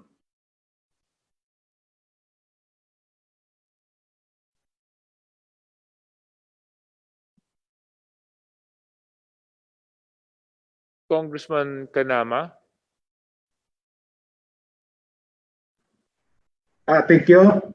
I will take note of that and I will meet with the cooperative leaders and will advise them accordingly. I just would like to end my time with the statement. I would fully support the proposed budget, including the proposal to increase the Department of Labor and Employment. I would like also to manifest that my heartfelt thanks to Secretary Bilo and all his people in the department because personally, every time magpunta po ka doon sa kanilang opisina, they treated us very warmly with my cooperative leaders. Secretary, thank you so much. Lahat na kasamaan mo. At saka kami din sa aming mga kooperatiba, we have witnessed po ano ang naging epekto po, impact doon sa programa ninyo, especially yung pinunduhan yung Tupad at iba pang mga livelihood programs. That's all, Mr. Chair. Ako po si Congressman Kanama sa Kopnat ko Party List. We would like to fully support the proposed budget proposal of the Department of Labor and Employment. Thank you po. Thank you very much, Congressman Kanama, and we appreciate the support for the budget of DOLE. Next on our list from the minority, the chair would like to recognize Congresswoman Sara Elago. Maraming salamat, Mr. Chair. Magandang umaga sa lahat. Ang youth unemployment sa bansa ay lagpas kalahati, aabot ng 66%. Bago ang pandemya, January 2020, nasa 1 million ang unemployed, 804,000 ang underemployed, at aabot ng 12 million ang not in the labor force, sa hanay po ng mga kabataan. At lalo itong tumindi dahil po sa epekto ng COVID-19 pandemic, nanatili ang bilang ng unemployed, ngunit ang laki po ng tinaas noong mga underemployed sa hanay naman ng mga kabataan. Tumataginting na 200,000 at tumaas din ng 1.2 million ang not in the labor force. Nakita natin, Mr. Chair, sa 2022 budget na ang laki din ng kaltas ng Employment Facilitation Program at kabilang po dito yung 25 million sa youth employability. Ano po ang dahilan ng mga kaltas na ito? DOLE. Again, Your Honor, with kind indulgence, the Honorable Congresswoman, hindi ko talaga makuha yung concern ni Congresswoman Sara.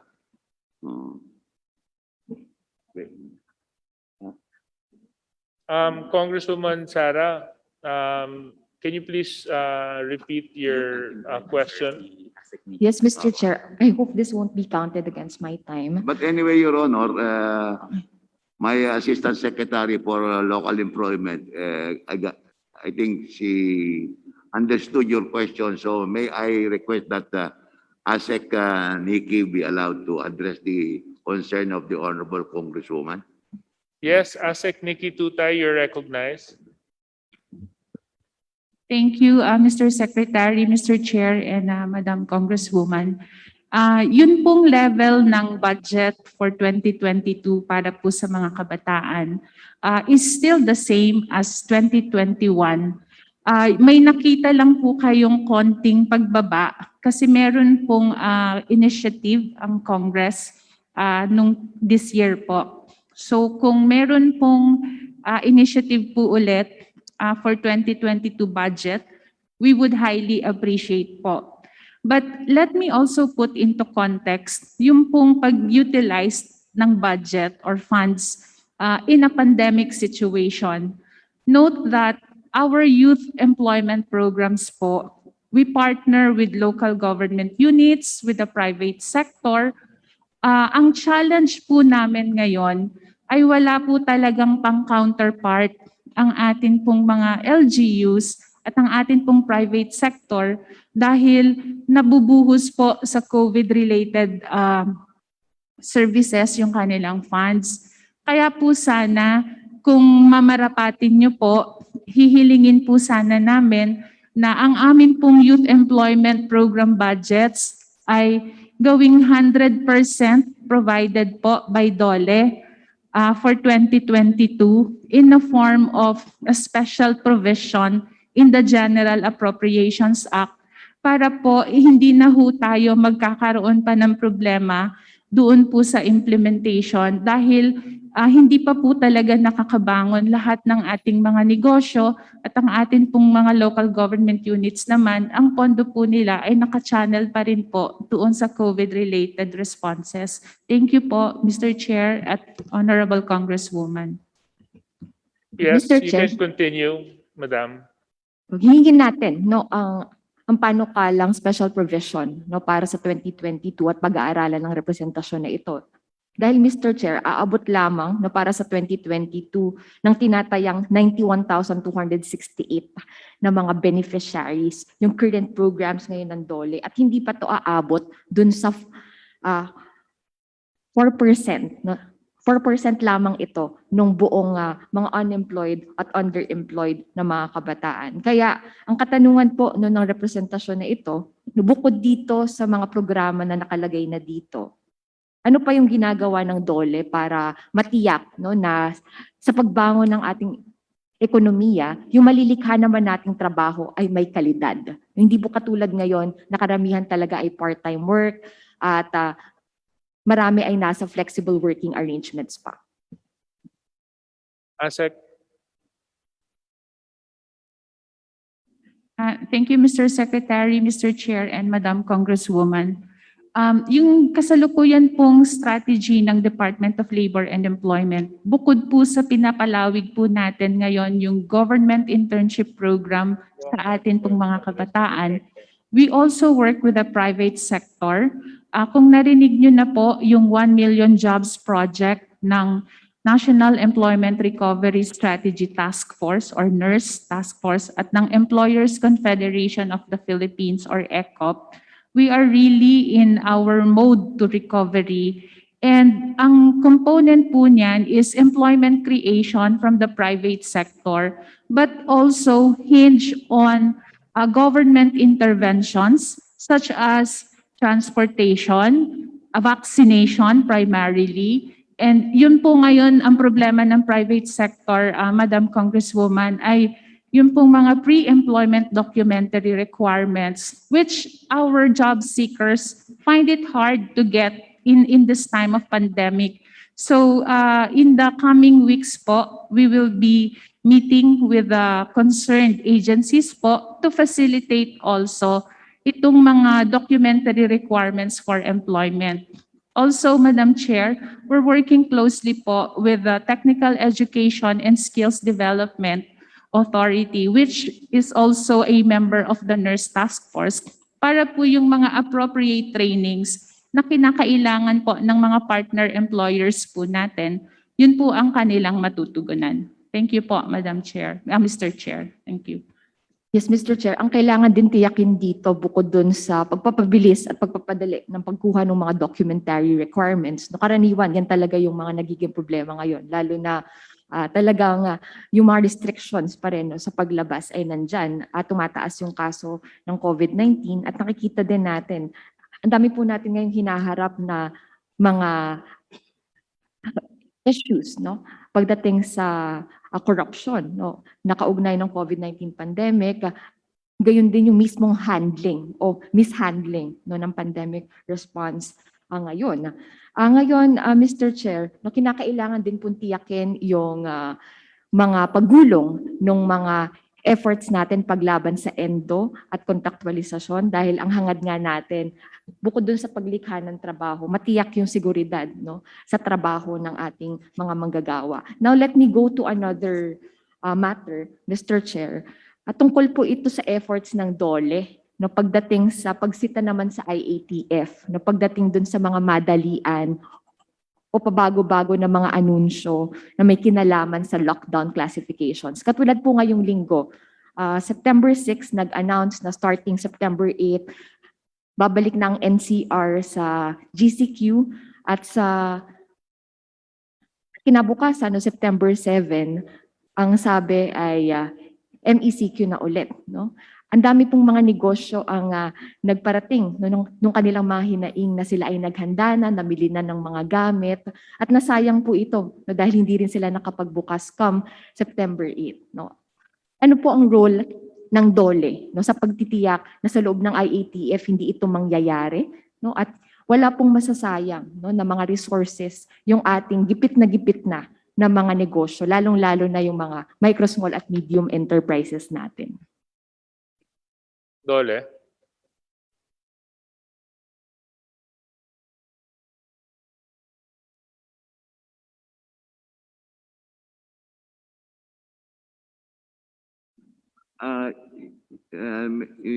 Honorable Chair, can I address the concern of the Honorable Congresswoman Sara? You may proceed, Secretary Bello. Thank you, Your Honor. Actually, Your Honor, regarding the quarantine level now, we are going to meet again tomorrow.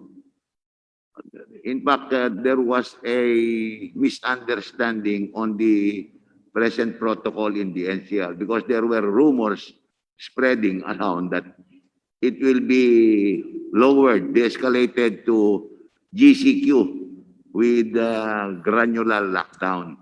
So nagkaroon ng expectation, Your Honor, pero the resolution was to maintain the present quarantine level to yung MECQ. So tomorrow, there will be a mother meeting and we will discuss this, Your Honor. Mr. Chair, mahingi po tayo ng update, no, sa DOLE hinggil dito kasi ang laki po ng gampanin nyo, no, para tiyakin na malinaw at tama yung impormasyon na nakakarating din, no, dito sa ating mga negosyo, no, sa pakikipag-ugnayan din sa ibang mga NGAs natin, DTI, no, para matiyak, no, yung epekto sa mga manggagawa, no, hindi naman po yung katulad ng nangyari ngayong linggo, no, na ang daming mga umasa na sila ay may mapagkukunan, no, ng kita, no, starting September 8, no, magbubukas na ulit yung mga negosyo, no, ngunit hindi po yan natuloy. Bukod po dyan ay ang pagkakaroon ng hindi pa bago-bago at malinaw rin na pamantayan hinggil sa pagbubukas, no, ng mga negosyo na ito. Now, on to my last matter of concern, Yes, Mr. you can Chair. continue, Congresswoman. At tungkol lang po sa monitoring mechanisms ng DOLE hinggil sa pagsisiguro ng pagpapatupad ng ban on no vaccination, no work policy.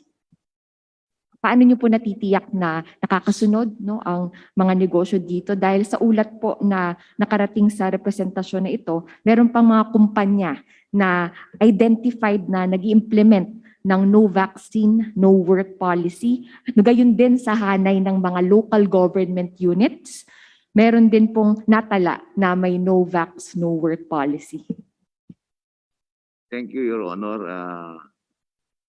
Your Honor, I'm sure you heard about our advisory, Your Honor, that the requirement or the policy of no vaccine, no work has no legal basis, Your Honor.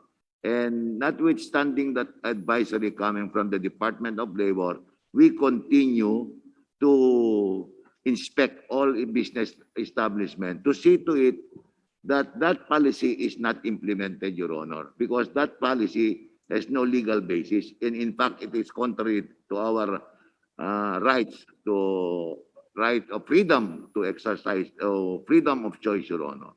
Especially so, Your Honor, we underscore the fact that we do not still have enough or sufficient supply of vaccine. So it is not only illegal, yes, illegal, it is also very not prudent to impose that kind of policy, Your Honor. So we would like to assure the Honorable Congresswoman that in terms of protecting the rights of our workers, we would like to inform, I don't know if you got a point which I included in my presentation, Your Honor, where we were able to convince our chief implementer, vaccine czar, to give us vaccine for our workers in the construction and manufacturing industry.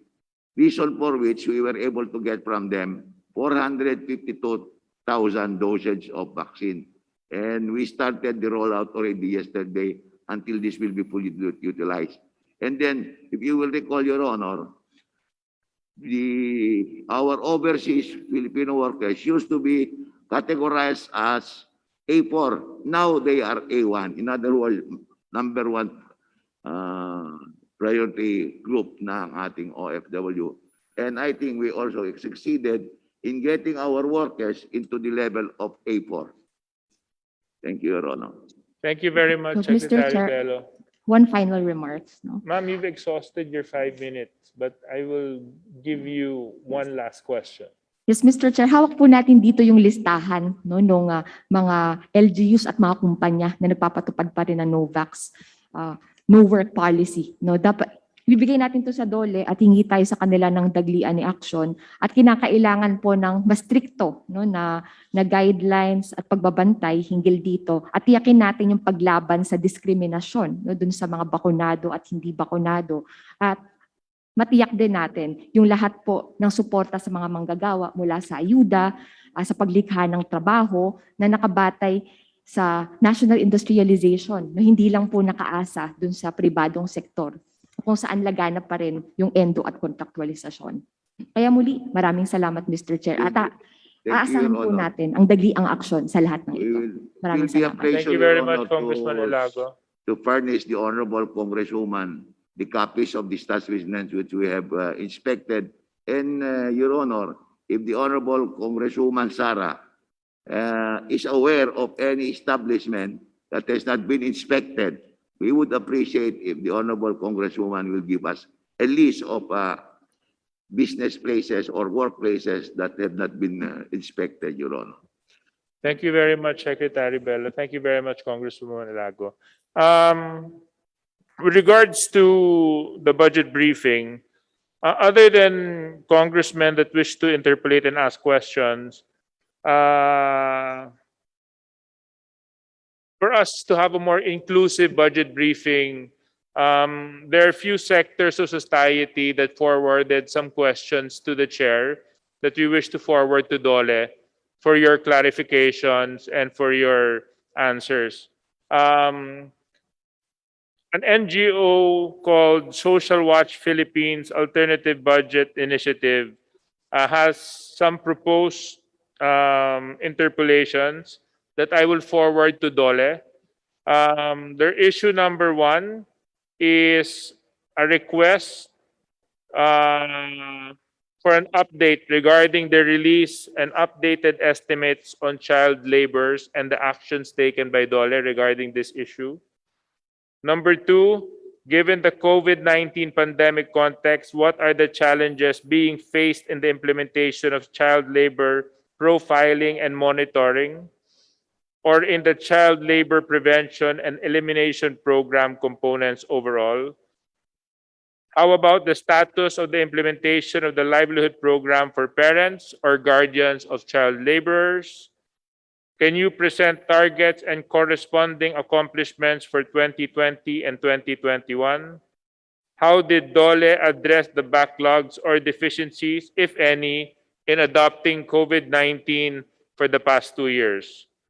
And issue number 3, again from the same NGO, how did COVID-19 and the devolution transition context affect the implementation of the programs against child labor in terms of the extent of the program components to be implemented and the respected budget allocation for fiscal year 2022?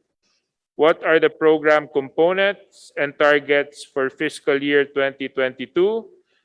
What anti-child labor programs and activities will be devolved to the local government units?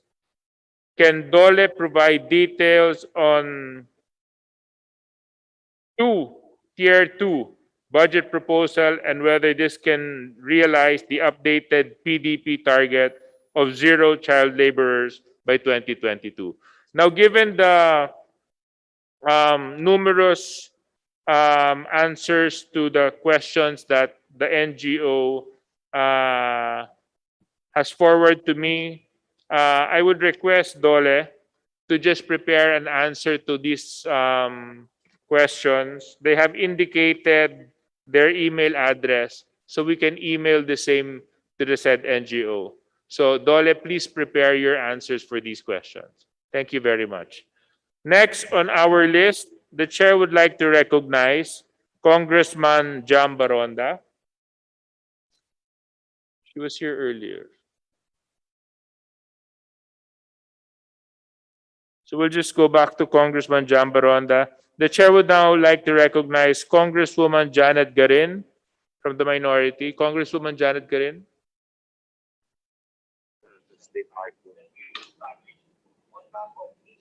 Am I clear, Mr. Chair? Yes, Congresswoman Janet, we can hear you and we can see you here. You can continue. Maraming salamat po, Mr. Chair, and a pleasant, good Congresswoman, yeah. Kong Janet, can you please improve your audio? Medyo mahina po yung dating nyo dito sa plenary. Yeah, can you hear me now, Mr. Chair? I think Mr. Chair? Yes, Congresswoman, we can hear you. Okay. Sorry, nagsasabay-sabay lang yung mga hearing. Yeah, Mr. Chair, of course, good morning to the DOLE family. Magandang umaga po sa lahat ng ating mga kasamahan sa Kongreso. My first question, Mr. Chair, is how is the Department of Energy family protecting its employees in terms of COVID-19 infections?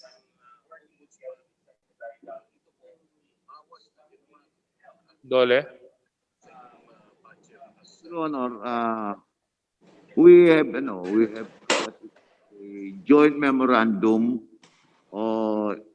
signed by DTI and DOH and also our department regarding health protocols in the workplaces. And these are all intended, Your Honor, to protect our work when they go to their respective places of work. Your Honor, Honorable Congresswoman, we have that protocol, Your Honor, places as safe for our workers to work where they work.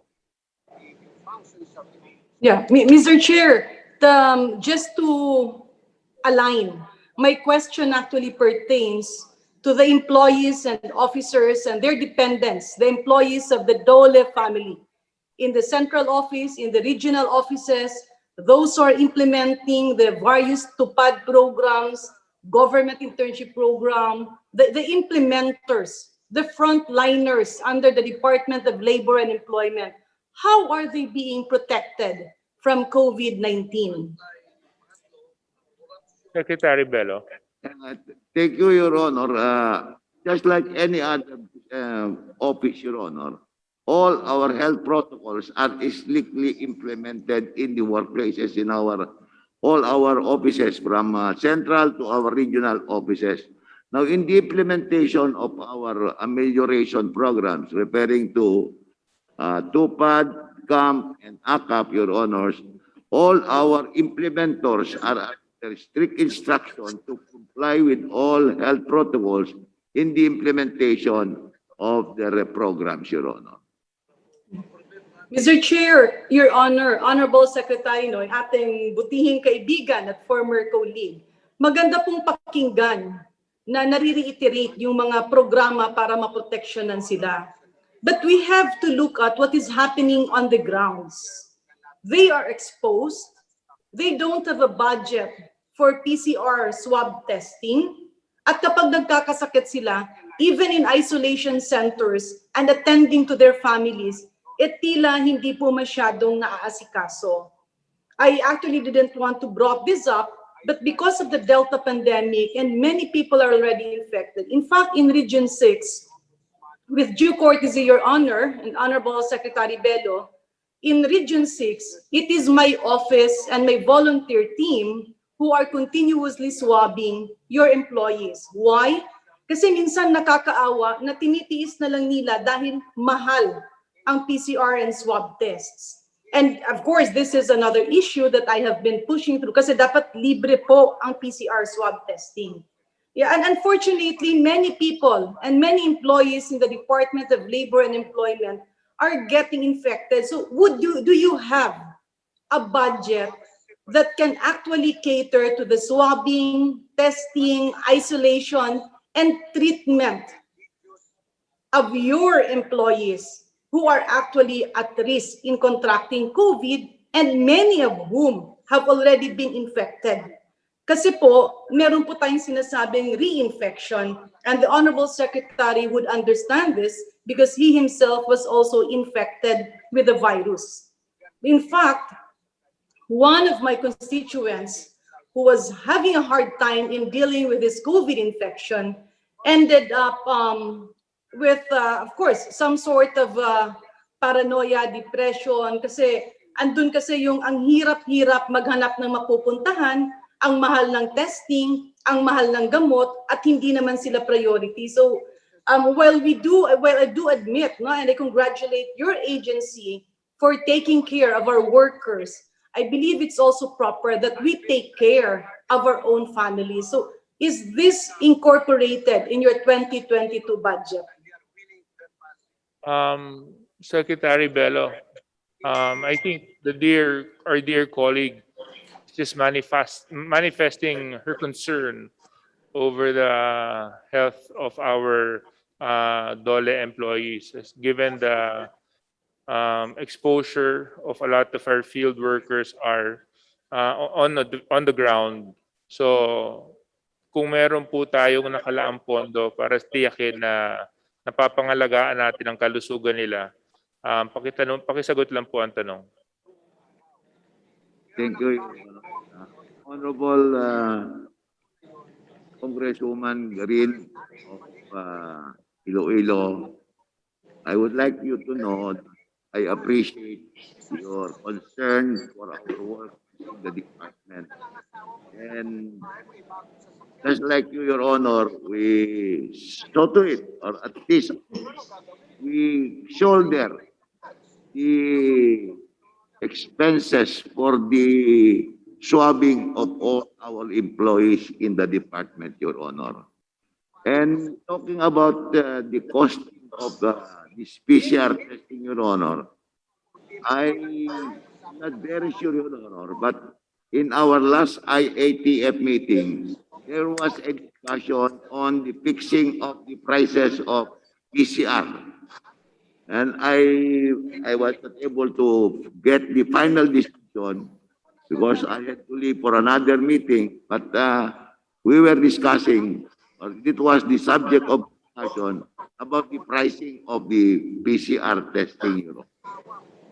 As far as the labor is concerned, you know, the cost for the swabbing of our will be is being defrayed by our Honor.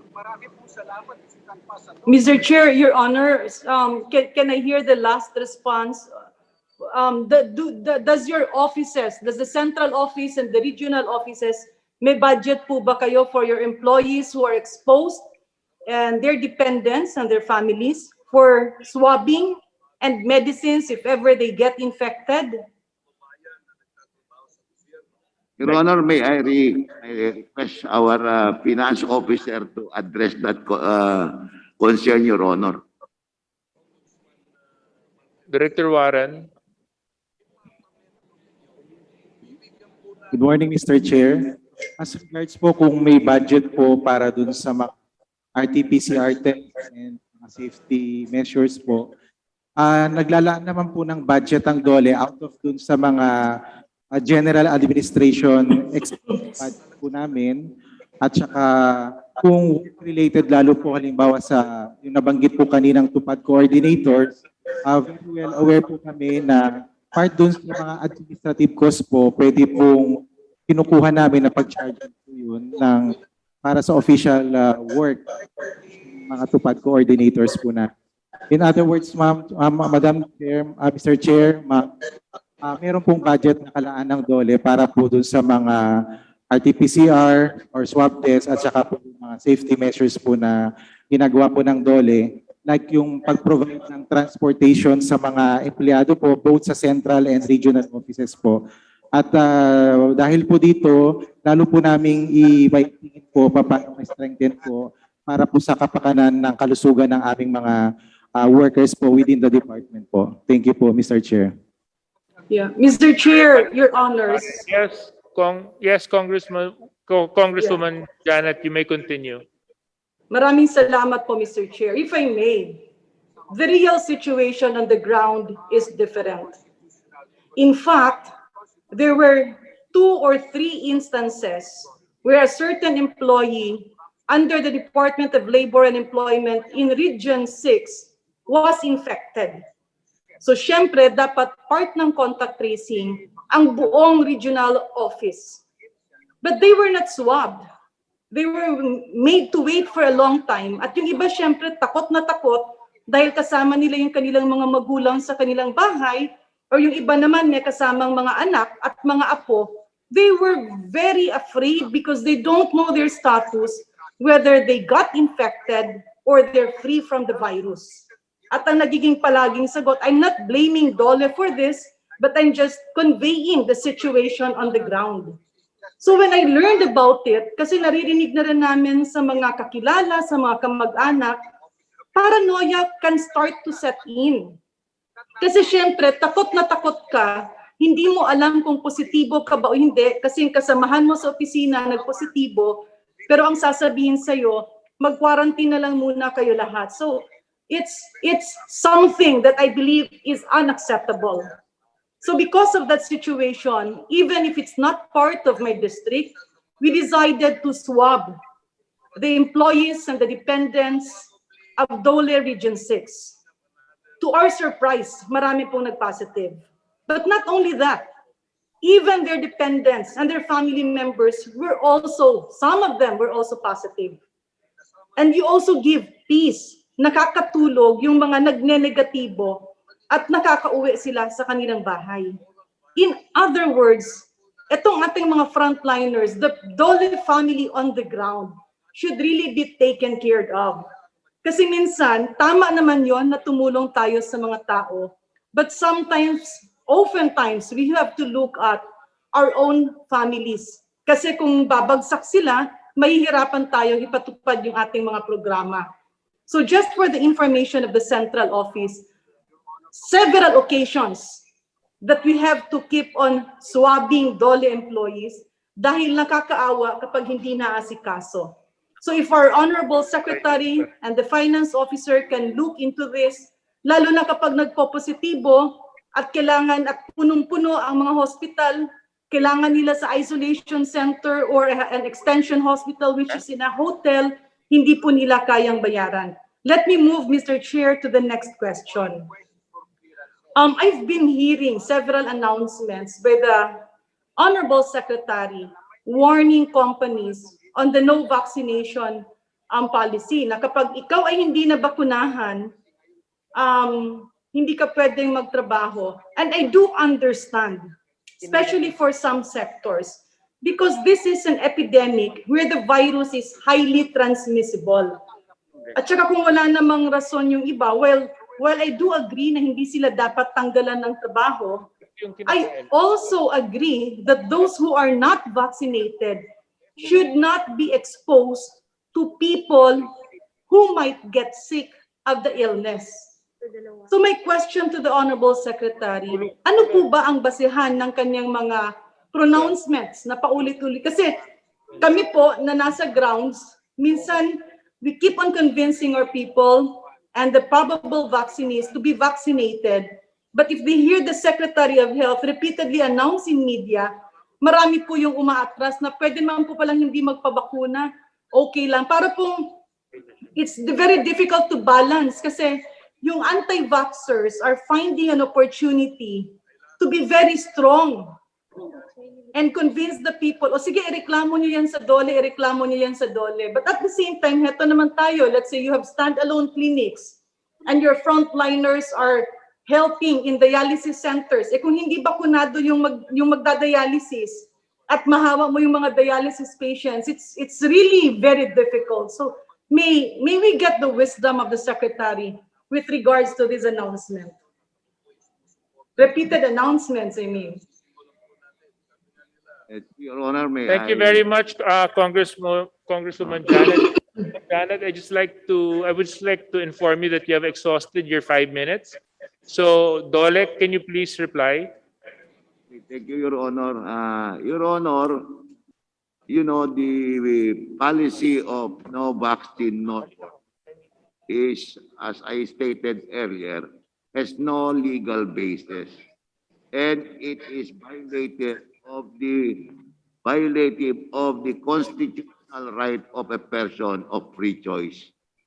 Unless there is a law, Your Honor, requiring us to be vaccinated, we cannot compel anybody, Your Honor, to be vaccinated. There is no legal way of everybody to be vaccinated except through a legislation requiring everybody to be vaccinated. In the absence of a legislation to that effect, Your Honor, we have no legal basis to compel anybody, including workers, to be vaccinated for work. And added to this, Your Honor, is the fact that we do not have enough supply of vaccine. So how can you expect everybody to be vaccinated? We cannot even provide the vaccine.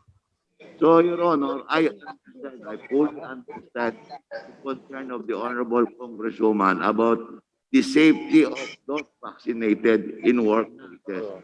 But, you know, if you do not allow unvaccinated workers to report, that becomes some discrimination and with this violation of the right. Thank you, Your Honor. Mr. Chair, just last very brief question, Mr. Chair, if I may. Final note, Ma'am Janet. Yes, Mr. Chair. To clarify, because I think there was a confusion on my question. Ang tanong ko naman po ay hindi papapasukin, hindi rin tatanggalin, but it's a reassignment. Kunyari ang trabaho mo, ikaw ay nag-a-assist sa dialysis patients. Ayaw mong magpabakuna, it's a personal choice. Then the management of the dialysis center and even of that government hospital should be allowed the option to transfer that health worker. Pwede naman siya dun sa records. Pwede siya dun sa gumawa ng mga documentation ng pasyente. Pero hindi dun sa area kung saan dahil hindi siya bakunado at kaharap na yung mga immunocompromised, mahahawa niya.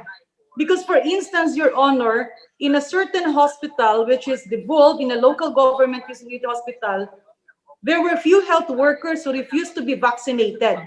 And we discovered an outbreak in a town. If you trace the index case, yung pinanggalingan ng outbreak sa bayan na yon, nanggaling siya sa nurse, nandun sa ospital, nag-asikaso sa pasyente nila, nahawa kasi hindi bakunado. That's my point, Your Honor. I'm not saying tanggalan ng trabaho, hindi ipa-report.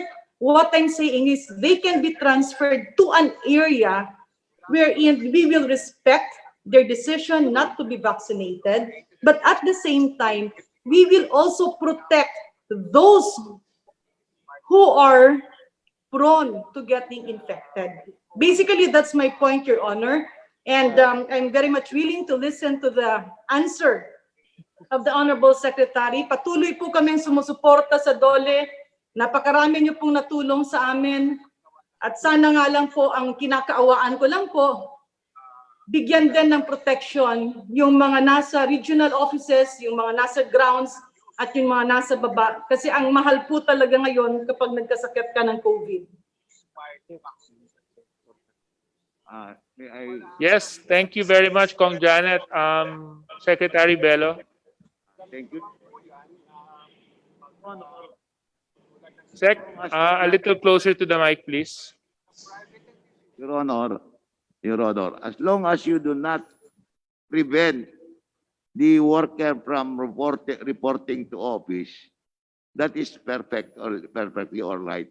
But if you prevent him from reporting because he is not vaccinated, that would be a violation of his right. So if you give him another job within the workplaces, it's all right, Your Honor. You can do that, Your Honor.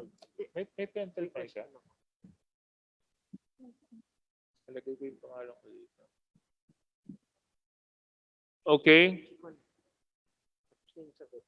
Thank you very much. The chair would now recognize from the majority, Congressman Hector Sanchez. Congressman Hector Sanchez. Oh, thank you so much, Chairman. And of course, good morning to our honorable colleagues. First, Mr. Chairman, I would like to congratulate and commend the God Secretary for his excellent performance in these trying times of pandemic, which, one of your very good program is Tupad, that helps a lot of Filipinos who are especially displaced in their daily works.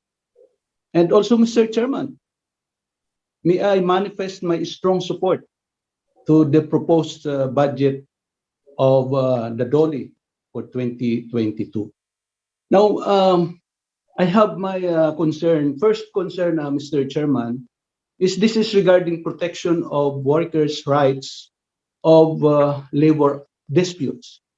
May I note to our good secretary, first, the cases resolved in 2020 from 80,000 to 64,000, and 2021 from 44 to 31,000. This is a very good ratio. On the workers benefited, for 2020, there are 650,000 plus, and 2021, 65,878 plus. On the side of the monetary awards, 2020, there are 10.95 billion pesos. And for 2021, 4.18 billion pesos, which is a little bit far. Maybe because of our situation that we are in a pandemic.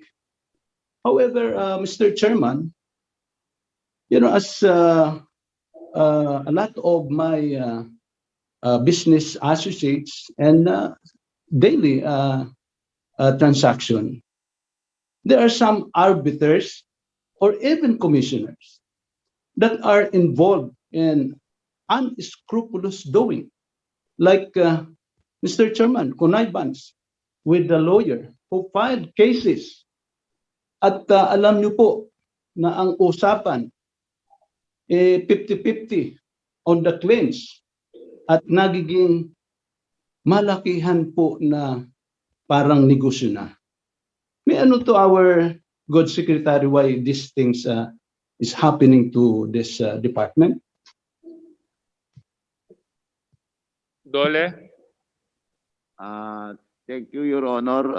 I think the concern of the Honorable Congresswoman Sanchez refers to pending before the National Labor Relations Commission, Your Honor, which is one of our attached agencies.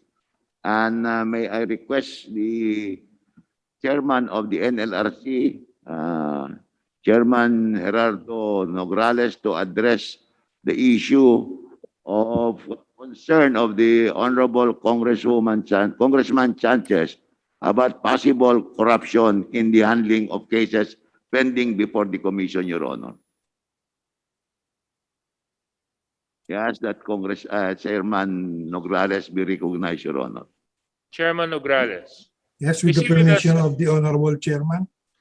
Yes, Chairman Nograles, you may continue. Good morning, everybody, the members of the committee, the Chairman, Honorable Secretary Bello, and members of the DOLE family. Now, with respect to the question, we have a process wherein graft or allegations of graft against labor arbiters or commissioners can be prosecuted. Although these are presidential appointees, we make the proper recommendation and send the recommendation to the office of the president, being presidential appointees. Frankly, I have not come across such allegation, or we do not have a pending case wherein labor arbiters or commissioners are involved in such practice of getting a share. Now, if indeed there are commissioners and labor arbiters involved, may we respectfully request that they file a verified complaint with our office, with the office of the president, or the ombudsman. But if it's a mere allegation, we cannot start the process, sir, because that will be purely hearsay. In other words, we need evidence which is not hearsay, but evidence that can start the proceedings. Of course, we do not tolerate such practice, and in the event that such practice is reported to me, no, we initiate an investigation right away. Mr. Chairman, can I continue? Okay. Yes, Congressman Hector, you can continue. So, meaning Commissioner Nograles, even anyone case filed against your arbiter or commissioner, is there any history? Because, Commissioner, this is a constructive suggestion to your commission. Dahil po, as you observe, once na nagkaroon na ng new normal, paano po natin iimbitahin o hihikayatin ang mga investor na magtayo ng negosyo dito kung ang ating layunin puro ganun na sistema? Siguro po, widen your eyes and your ears and look onto this. Dahil po, baka walang nakakarating, walang naglalakas loob para magsumbong sa inyo. However, napakarami po ang problema dyan. Yan po, Commissioner, makakaapekto sa ating ekonomiya. And of course, kung titingnan nyo po, from 1992, masigla ang ating ekonomiya. There was a bubble economy and panahon pa ni FBR, pero nagdi-decline because of this trending na nagiging problema po na even a simple security agency, paulit-ulit. Once na naka-claim, mag-a-apply sa isang security agency ulit. And then, after mga several months, magpapile ng labor case. Kasi po, it's a continuing habit. Commissioner, I think this is a very constructive suggestion on your part. Can I continue, Mr. Chairman? Mr. Chairman, may I just manifest that we welcome. Yes, you can continue. Yeah, we welcome such suggestion, and we really want to cooperate with anybody and with everybody if there are really such practice. We also, as much as you, Your Honor, would like to weed out, because that destroys the investments, the business. The entire country will be affected economically if that really is happening. But please forgive me that since I do not have hard evidence, I cannot just pursue based on hearsay. So kailangan ko sana ng verified complaint, kung po pwede. Yes, thank you, Mr. Commissioner. Actually, I think you have your intelligence unit to conduct this a further investigation. Kasi po hindi naman kailangan sigurong Kongreso pa ang magpapadala ng intelligence and submit it to your commission. Yan lang po ang concern ko sa department po nyo. And my second question, Mr. Chairman. Congressman Sanchez, I will be more than happy to include you in the next list, because unfortunately you have exhausted your 5 minutes. Thank you, Mr. Chairman. Thank you po. Thank you very much, Congressman Sanchez. The chair would now like to recognize Congresswoman Arlene Brosas. Thank you, Mr. Chair. Maraming salamat, Mr. Chair.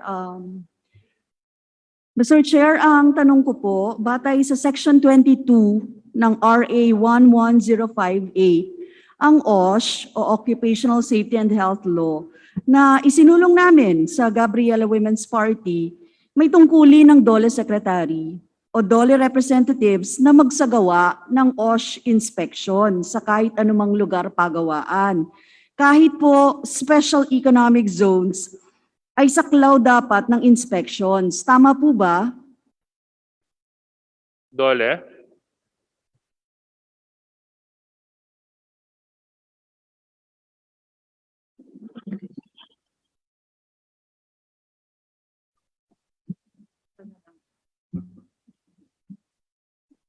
Lobat. Takot kay Congresswoman Rosas. Natakot ba yung mic? Your Honor, can I get the question again?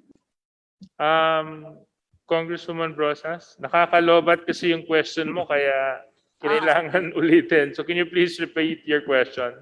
Yung OSH inspection po sa mga pagawaan, kasama yung economic zones, di ba?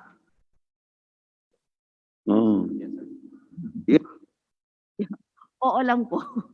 Ang sagot doon o hindi. Oo, di ba? Kasama po yung mga economic zones. Si Benjo po alam niya. I will ask na lang ganun. Yes, Mr. Chair, Yusek Benjo. Yes, thank you, Mr. Chair. The answer to the question is yes, Your Honor. Kasama po. Now, Mr. Chair, lumalabas sa report na sinubmit ng DOLE sa amin, no? Nagsabit naman sila ng data kasi humingi po kaming data. Nasa 14,659 establishments lang ang nasaklaw ng labor inspections from January 2020 to December 2020. Tama po ba? Ito po yung nakaraang taon. Tama Yes. po. January 2020 to December 2020.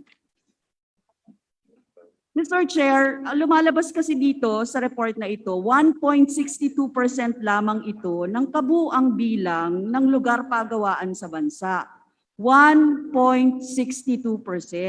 Kahit pa sabihing 2/3 sa mga kumpanya ang nagsara, temporarily closed, o kaya ay naka-work from home arrangement dahil sa pandemya, napakalimitado pa rin ang inspections. Kulang pa rin ba ang labor inspectors natin? Mr. Chair, if I may be allowed to respond. Yes, you may answer. Yeah, thank you, Mr. Chair. Alam naman po natin nung nakaraang taon ay sinubok po tayo ng pandemya at kaakibat po nito yung limitasyon sa mobility, hindi lamang po ng mga manggagawa sa pribadong sektor, pero yung mga kasamahan po natin sa kagawaran.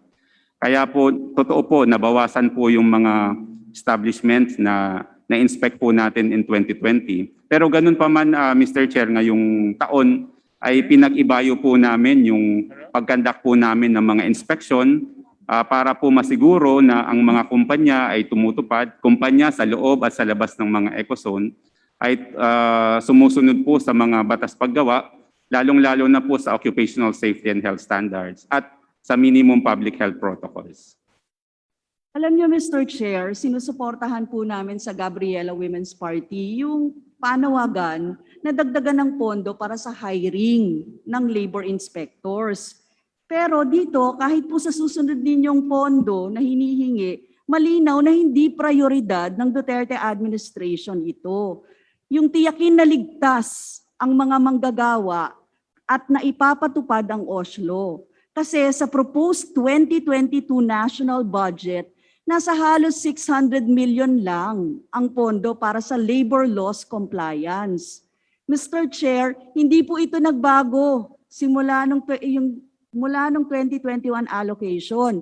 Mr. Chair, nagbubuhos tayo ng NTF-LCAC 28.1 billion. Pero itong lumalabag sa batayan na karapatan ng mga manggagawa, hindi natin mapondohan, Mr. Chair. Baka naman, Mr. Chair. No? DOLE, baka naman. Kami po, Your Honors, Mr. Chair, wini-welcome po namin yung mga karagdagang tauhan. Pero alam niyo po ngayong administrasyon, marami na pong naidagdag na mga inspector sa hanay po ng mga inspector po ng mga regional offices. So kung madadagdagan po ang aming pondo at madadagdagan po yung aming mga tauhan para mas mapag-ibayo po namin yung pagkakandak po ng mga inspection ay welcome development po ito. Yes, Mr. Chair. No, I agree. Kasi, Mr. Chair, magtitiyak ang DOLE nang walang abuso no, sa karapatan ng mga manggagawa at sa mga empleyado. Iba din ang conditions ngayon. Meron kang work from home. Hindi ba susceptible din sila sa longer work hours, non-payment of benefits at other labor rights violations? Ito po yung mga hinahanap natin, yung effort ng DOLE para ma-assess din kahit yung mga work from home arrangements at saka mga private sector, Mr. Chair. Now, umokay naman, Mr. Chair, na sana madagdagan yung kanilang pondo. It is up to the Congress para ayusin ito, Mr. Chair. In the proper time siguro, Mr. Chair, no, ayusin natin itong usapin na ito. On to my next question, Mr. Chair. Around 27,333 workers tested positive for COVID-19 from January 2021 up to the present. May average pong 113 workers getting infected with COVID-19 based po sa inyong conservative data sa DOLE. Maari bang malaman kung ilan sa mga manggagawa na nagka-COVID ang nag-file ng ECC claims, Mr. Chair? DOLE. Mr. Chair, Your Honors, tama po yun. Base po dun sa datos na o report na aming sinubmit for this year, meron pong mahigit 27,000 na mga manggagawa sa pribadong sektor ang na-infect po ng COVID. At base naman po sa tala po ng SSS at ECC ay meron pong mga 8,000 lang ang yung nag-file ng kanilang application for cash assistance and easy benefit. Kaya po, alam niyo po, Mr. Chairs and Your Honors, nung nakaraang taon, inaral po ng OSH at ng ECC kung pwede bang ituring na occupational disease ang COVID-19. Nagkaroon po kami ng pag-aaral, ito po ay prinisenta po namin sa tripartite sector para makuha po natin yung kanilang mga views kung ano ang gagawin nating, kung paano natin itatrato yung COVID-19. So I think early this year, ang ECC po ay nakapagpalabas na sa pamamagitan po ng isang resolusyon na ang COVID-19 ay occupational disease. At dahil po doon, nagkaroon po kami ng mga advocacies para po ma-intensify yung aming mga programa at para may pagbigay alam na rin sa ating mga manggagawa na nagkaroon po ng COVID na meron po silang mga benepisyong pwedeng matanggap. At isa na po dito, yung cash assistance. Now, yung bilang po ng mga nag-file ay ito po ay porsyento lang o maliit na porsyento nung bilang ng mga manggagawang na-infect. And we still expect more applications to come. Ang claims naman po for this kind of benefit ay pwede po nilang maklaim in 3 years' time. Kaya ngayon po meron kaming programa sa radyo, meron po kaming programa sa TV, meron po kaming programa sa social media. Lagi po naming pinapaalala po sa kanila, sa ating mga kababayang na-infect po ng COVID. Mag-file po tayo sa ECC, mag-file po tayo sa SSS para naman po yung mga easy benefits po nila ay makuha po nila. Yun lamang po, Mr. Chair. Mr. Chair, isang taon na yung lumipas ng pandemya, no? Parang ngayon lang natin to pinag-uusapan, Mr. Chair. Medyo keep up naman tayo, Mr. Chair. And I believe yung ECC ay funds pooled from the employer's contributions. At hindi ito DOLE budget, no? So, Mr. Chair, ang tanong ko po sa DOLE, is there anything in the proposed 2022 budget that will ensure assistance to COVID-19 infected workers? Wala po bang programa na malapit sa panukala namin ng paid pandemic leave. Kasi nagpanukala po kami ng paid pandemic leave eh. Ito yung 14 days kapag ikaw ay positive, no? Ikaw ay mabigyan ng kompensasyon. Yun po yung isa sa mga panukala namin. So, Mr. Chair, meron bang ganon? Bukod sa sinasabi po ni Yusek, no, na cash assistance, tapos in 3 years time pa, hello, pandemya po ngayon, Mr. Chair. So, kailangan po ito mabilis na sana ay mapondohan at mapag-usapan, Mr. Chair. No, Mr. Secretary. Thank you, Mr. Chair. Mr. Chair, yung pondo po natin para po sa cash assistance at sa easy benefit, buo po yan. Meron po tayong tinatawag na trust fund para po sa kanila. Malaki naman po ang pondo po ng ECC para sagutin po yan. Katunayan nga po, yung nitong nakaraang quarter, nagpanukala pa na yung cash assistance ay from 10,000 pesos ay itaas po sa 30,000 pesos. So sa usapin pong budget patungkol po sa easy benefits, meron po tayong nakalaan po dyan. No, patungkol naman po dun sa isang panukala na magkaroon ng paid leave benefit or yung sa quarantine leave benefit, sana po ay mabigyan po kami ng sufficient legal cover. Ganun na rin po ng pondo para po makapagbigay po tayo ng ganito pong uri ng benepisyo sa mga manggagawa po na maka-quarantine o kaya man po ma-isolate. Yun lamang po, Mr. Chair. Yes, Mr. Chair, higit na kailangan natin pondohan ang mga programang paid pandemic leave sa 2022 budget ng DOLE. Lalo pa karamihan ng nagpopositibo nasa working age population. Patuloy rin ang pagtaas ng COVID-19 at may Delta local transmission na nga. Our computation shows that we need 27.2 billion to fund the 14-day paid pandemic leave for 500 COVID-19 exposed workers daily and for those placed in floating status due to the imposition of the quarantine levels. Mr. Chair, this amount is near the 28.1 billion funding for the Barangay Development Program. Yung BDP po ng NTF-ELCAC o National Task Force for the Elimination of Local Communist Armed Conflict daw. Which will never, alam natin, it will never be a pandemic response. Kaya malinaw na malinaw po na dapat kung ililipat ang pondo ng NTF-ELCAC sa pandemic response, mas direkta po itong pakikinabangan ng mga manggagawa kung ilalagay natin ito as paid pandemic leave budget sa 2022 sa DOLE. Maraming salamat, Mr. Chair. Thank you very much, Congresswoman Brosas. Mr. Chair, hindi ko man lang narinig yung boses ng Secretary. Valid naman yung mga questions at saka queries ni Congresswoman. So, Secretary Bello? Thank you, Mr. Chairman. Honorable Congresswoman Arlene, I agree with all your observations, Your Honor. And we would appreciate if you could provide additional budgetary allocation for the concern that you mentioned, Your Honor. We will conduct, Your Honor. Okay. Thank you very much. At saka lang yung important note ni Congresswoman patungkol dun sa health standards at saka na dapat natin tiyakin para sa ating mga manggagawa sa ilalim ng panahon ng pandemya. Dahil siyempre kailangan din natin ingatan na hindi sila nahahawa at sila ay nakakapagtrabaho ng maayos sa maayos at healthy environment. So we will now proceed with our next interpolator from the majority. But before I recognize Congressman Mark Go, Secretary Bello from Congresswoman Marilu Arroyo of the 5th District of Negros Occidental.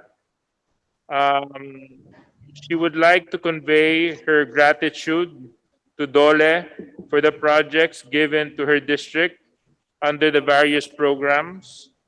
The projects have been a big help to a number of my constituents, including those with disabilities. I hope that this will continue even after the implication or implementation of the Mandanas ruling. So ipinaabot po ni Congresswoman Marilu Arroyo ang kanyang taus-pusong pasasalamat sa mga programang pinatutupad ng DOLE, especially to those who are disabled. So, Secretary DOLE mula sa 5th District, Secretary Bello, mula Thank sa you. 5th District of Negros Occidental, Thank you. maraming salamat. Salamat din po, Your Honor, and to the Congresswoman. Now the chair would like to recognize Congressman Mark Go of Baguio. Thank you. Chair, members of the House, our resource persons present today, particularly, of course, Secretary Silvestre Bello and the members of his team from the Department of Labor and Employment. Magandang umaga po sa lahat. Unang-una po, tiningnan ko ulit ang vision at mandate ng Department of Labor. Nakalagay po rito, every Filipino worker attains full, decent, and productive employment. Gusto ko pong malaman kay Secretary Bello kung ang charter po nila, kasama po ba rito yung productivity ng mga iba't ibang kumpanya sa buong bansa? Kasi we can never have a decent, full, and productive employment of our workers even when companies would not be productive in terms of improving yung kanilang performance sa ating bansa. Gusto ko pong malaman kay Secretary Bello. Secretary Bello.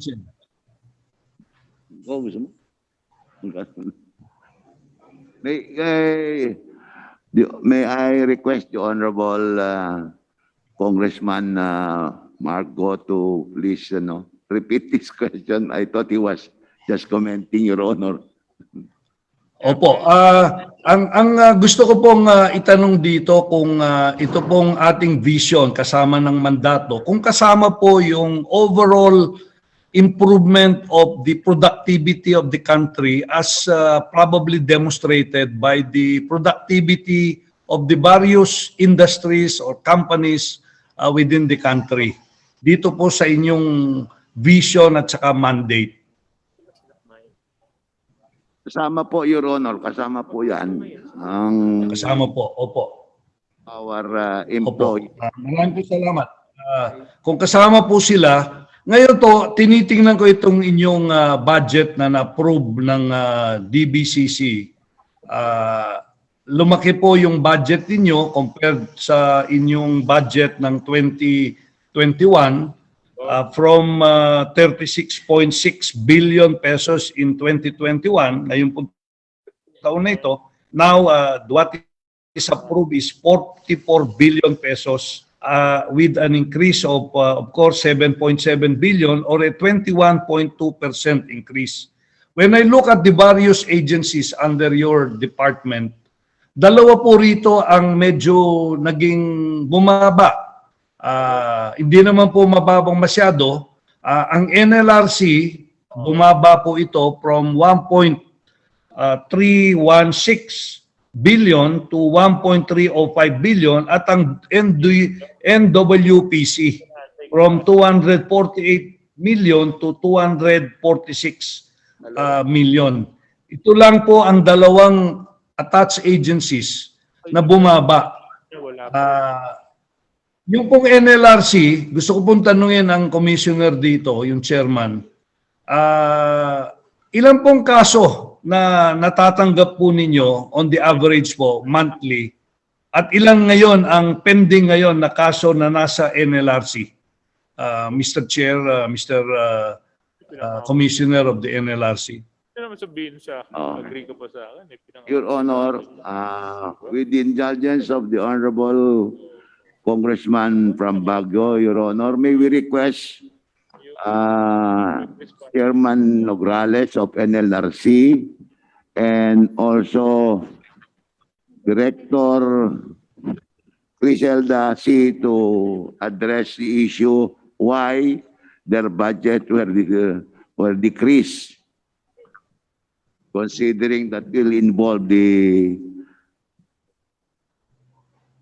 protection of our workers, Your Honor. So, Your Honorable Chair, may we request Chairman Nograles to address the issue why NLRC budget was decreased instead of being increased, and so with the Director Criselda of the National Wage and Productivity Commission to also address that same question propounded by the Honorable Congressman Go, Your Honor.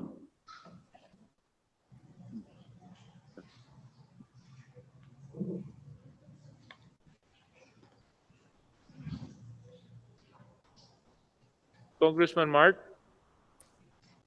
Yeah, Mr. Chair, all the attached agencies have increased their budget. At overall, the budget of DOLE has increased by 21.2%, or an equivalent of 7.7 billion pesos. Ang dalawa lang ang nawala ng, naging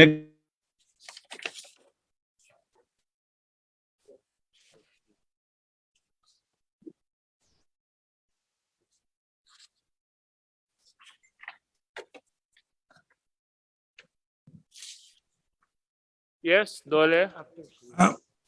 With the kind permission of the Honorable Chairman and our Secretary Bello. With respect to the decrease in our budget, a big portion of which the decrease is attributable to the personal service. There was a 12 million decrease in the salaries and wages, and there was also a decrease in the terminal leave benefits of our employees. So that is the chunk of the decrease in the budget. As with respect to the MOE, it was increased, but not so much. But going back to the decrease, it's because of these salaries and wages and terminal leave benefits, Your Honor.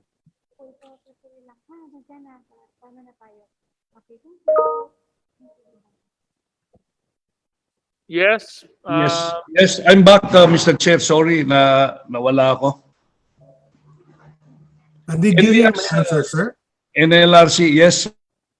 Pwede po bang maipaliwanag yon, at saka kung ilan po, kasama na rin po rito yung mga kaso natin on the average on a monthly basis overall sa buong bansa, at saka ano pa yung ano natin, how many months or years do you resolve with finality at your end, yung mga kaso natin?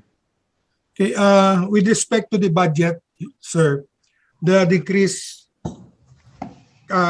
mostly came from the salaries and wages and the decrease in terminal benefits, Your Honor.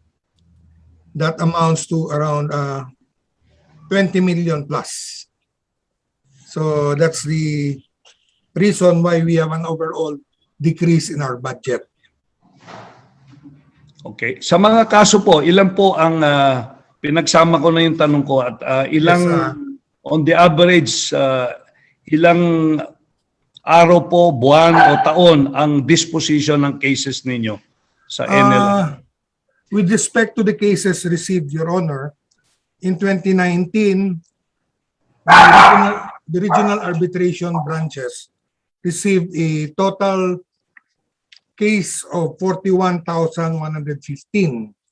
I do not have the monthly, sir, but that is on a year-to-year basis. No.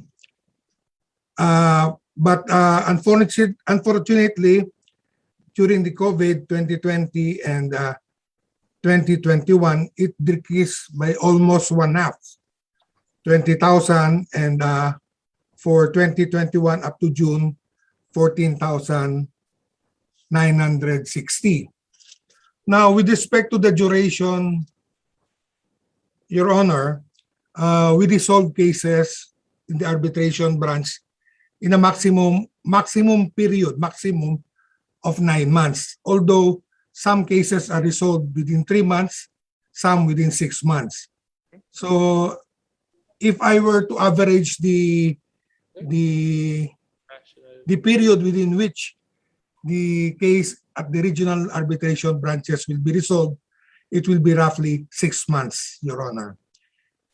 That is because there will be a lot of service of summons, the filing of a position paper, then the mandatory conferences, the clarificatory questions.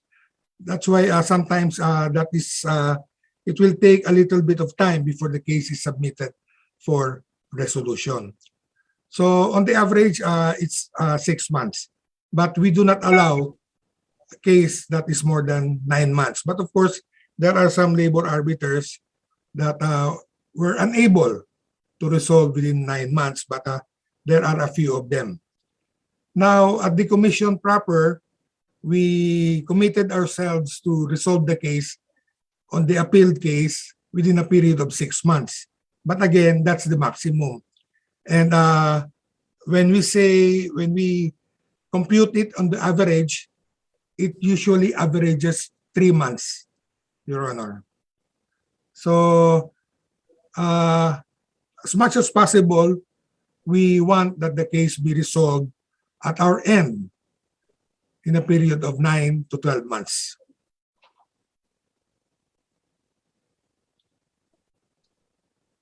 Thank you very much, Commissioner.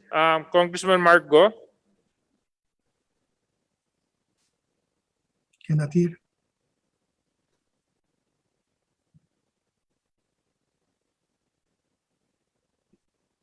Congressman Mark Go. Yes, okay. Mr. Chair, thank you very much, Chairman Nograles. Dito po sa NWPC, kasi po sa akin, napaka-importante po yung productivity ng bansa natin at mga kumpanya. Nakakalungkot, parang maliit ang budget ng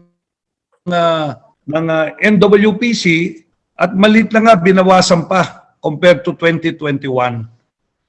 Gusto ko pong malaman kung talagang ito pong ating productivity ngayon ng ating bansa compared sa mga ASEAN countries. How do we compare our productivity, national productivity compared to the other countries? And what do we need to do as a country to improve the productivity of our country so that we can improve not only the employment level of our people, but even the quality of our workers, Mr. Chair, Commissioner of the NWPC, and Secretary Bello. Thank you very much, Congressman Mark Go. Congressman Mark Go, I just would like to remind you, you have 4 minutes and 20 seconds. So, to the Commissioner, you can please answer the queries of Congressman Mark Go. Mr. Chair, good afternoon po. With the permission of Secretary Bello, may I report po that the reason why there is a decrease of 1.4 million or a total of 0.57% decrease in the budget of the NWPC is because the year 2022 po is not a year for the conduct of National Productivity Olympics. This year po we will hold the Productivity Olympics and we actually hold it every 2 years. So yun hong 2022 is a non-PO year, kaya ho nabawasan ng konti yung ating pong pondo dahil wala nga po tayong Olympics. But nonetheless, Mr. Chair, hindi naman ho ibig sabihin na bumaba rin yung aming targets for the provision of technical assistance to micro, small, and medium enterprises. In fact, dahil ho sa pandemya ngayon at mababa po yung aming face-to-face activity for our beneficiaries, nagkaroon ho ng decline yun hong aming traveling expenses. But nonetheless, as I said earlier, instead na bumaba, mas tumaas pa ho yung target establishments na bibigyan po namin ng training, particularly the micro, small, and medium enterprises. So from 9,000 target for 2021, tumaas ho yung target namin to 12,700 because we were able to pivot our provision of training assistance to clients from face-to-face to the conduct of blended and webinar productivity trainings po, Mr. Chair. Thank you very much, ma'am. Congressman Mark God, do you have a final question? Again, thank you very much. I just feel that productivity should be also a major goal of the Department of Labor, because this is the one that will drive our economy as well as the different companies in our country. Having said that, Mr. Chair, I would like to manifest my full support to the budget of the Department of Labor.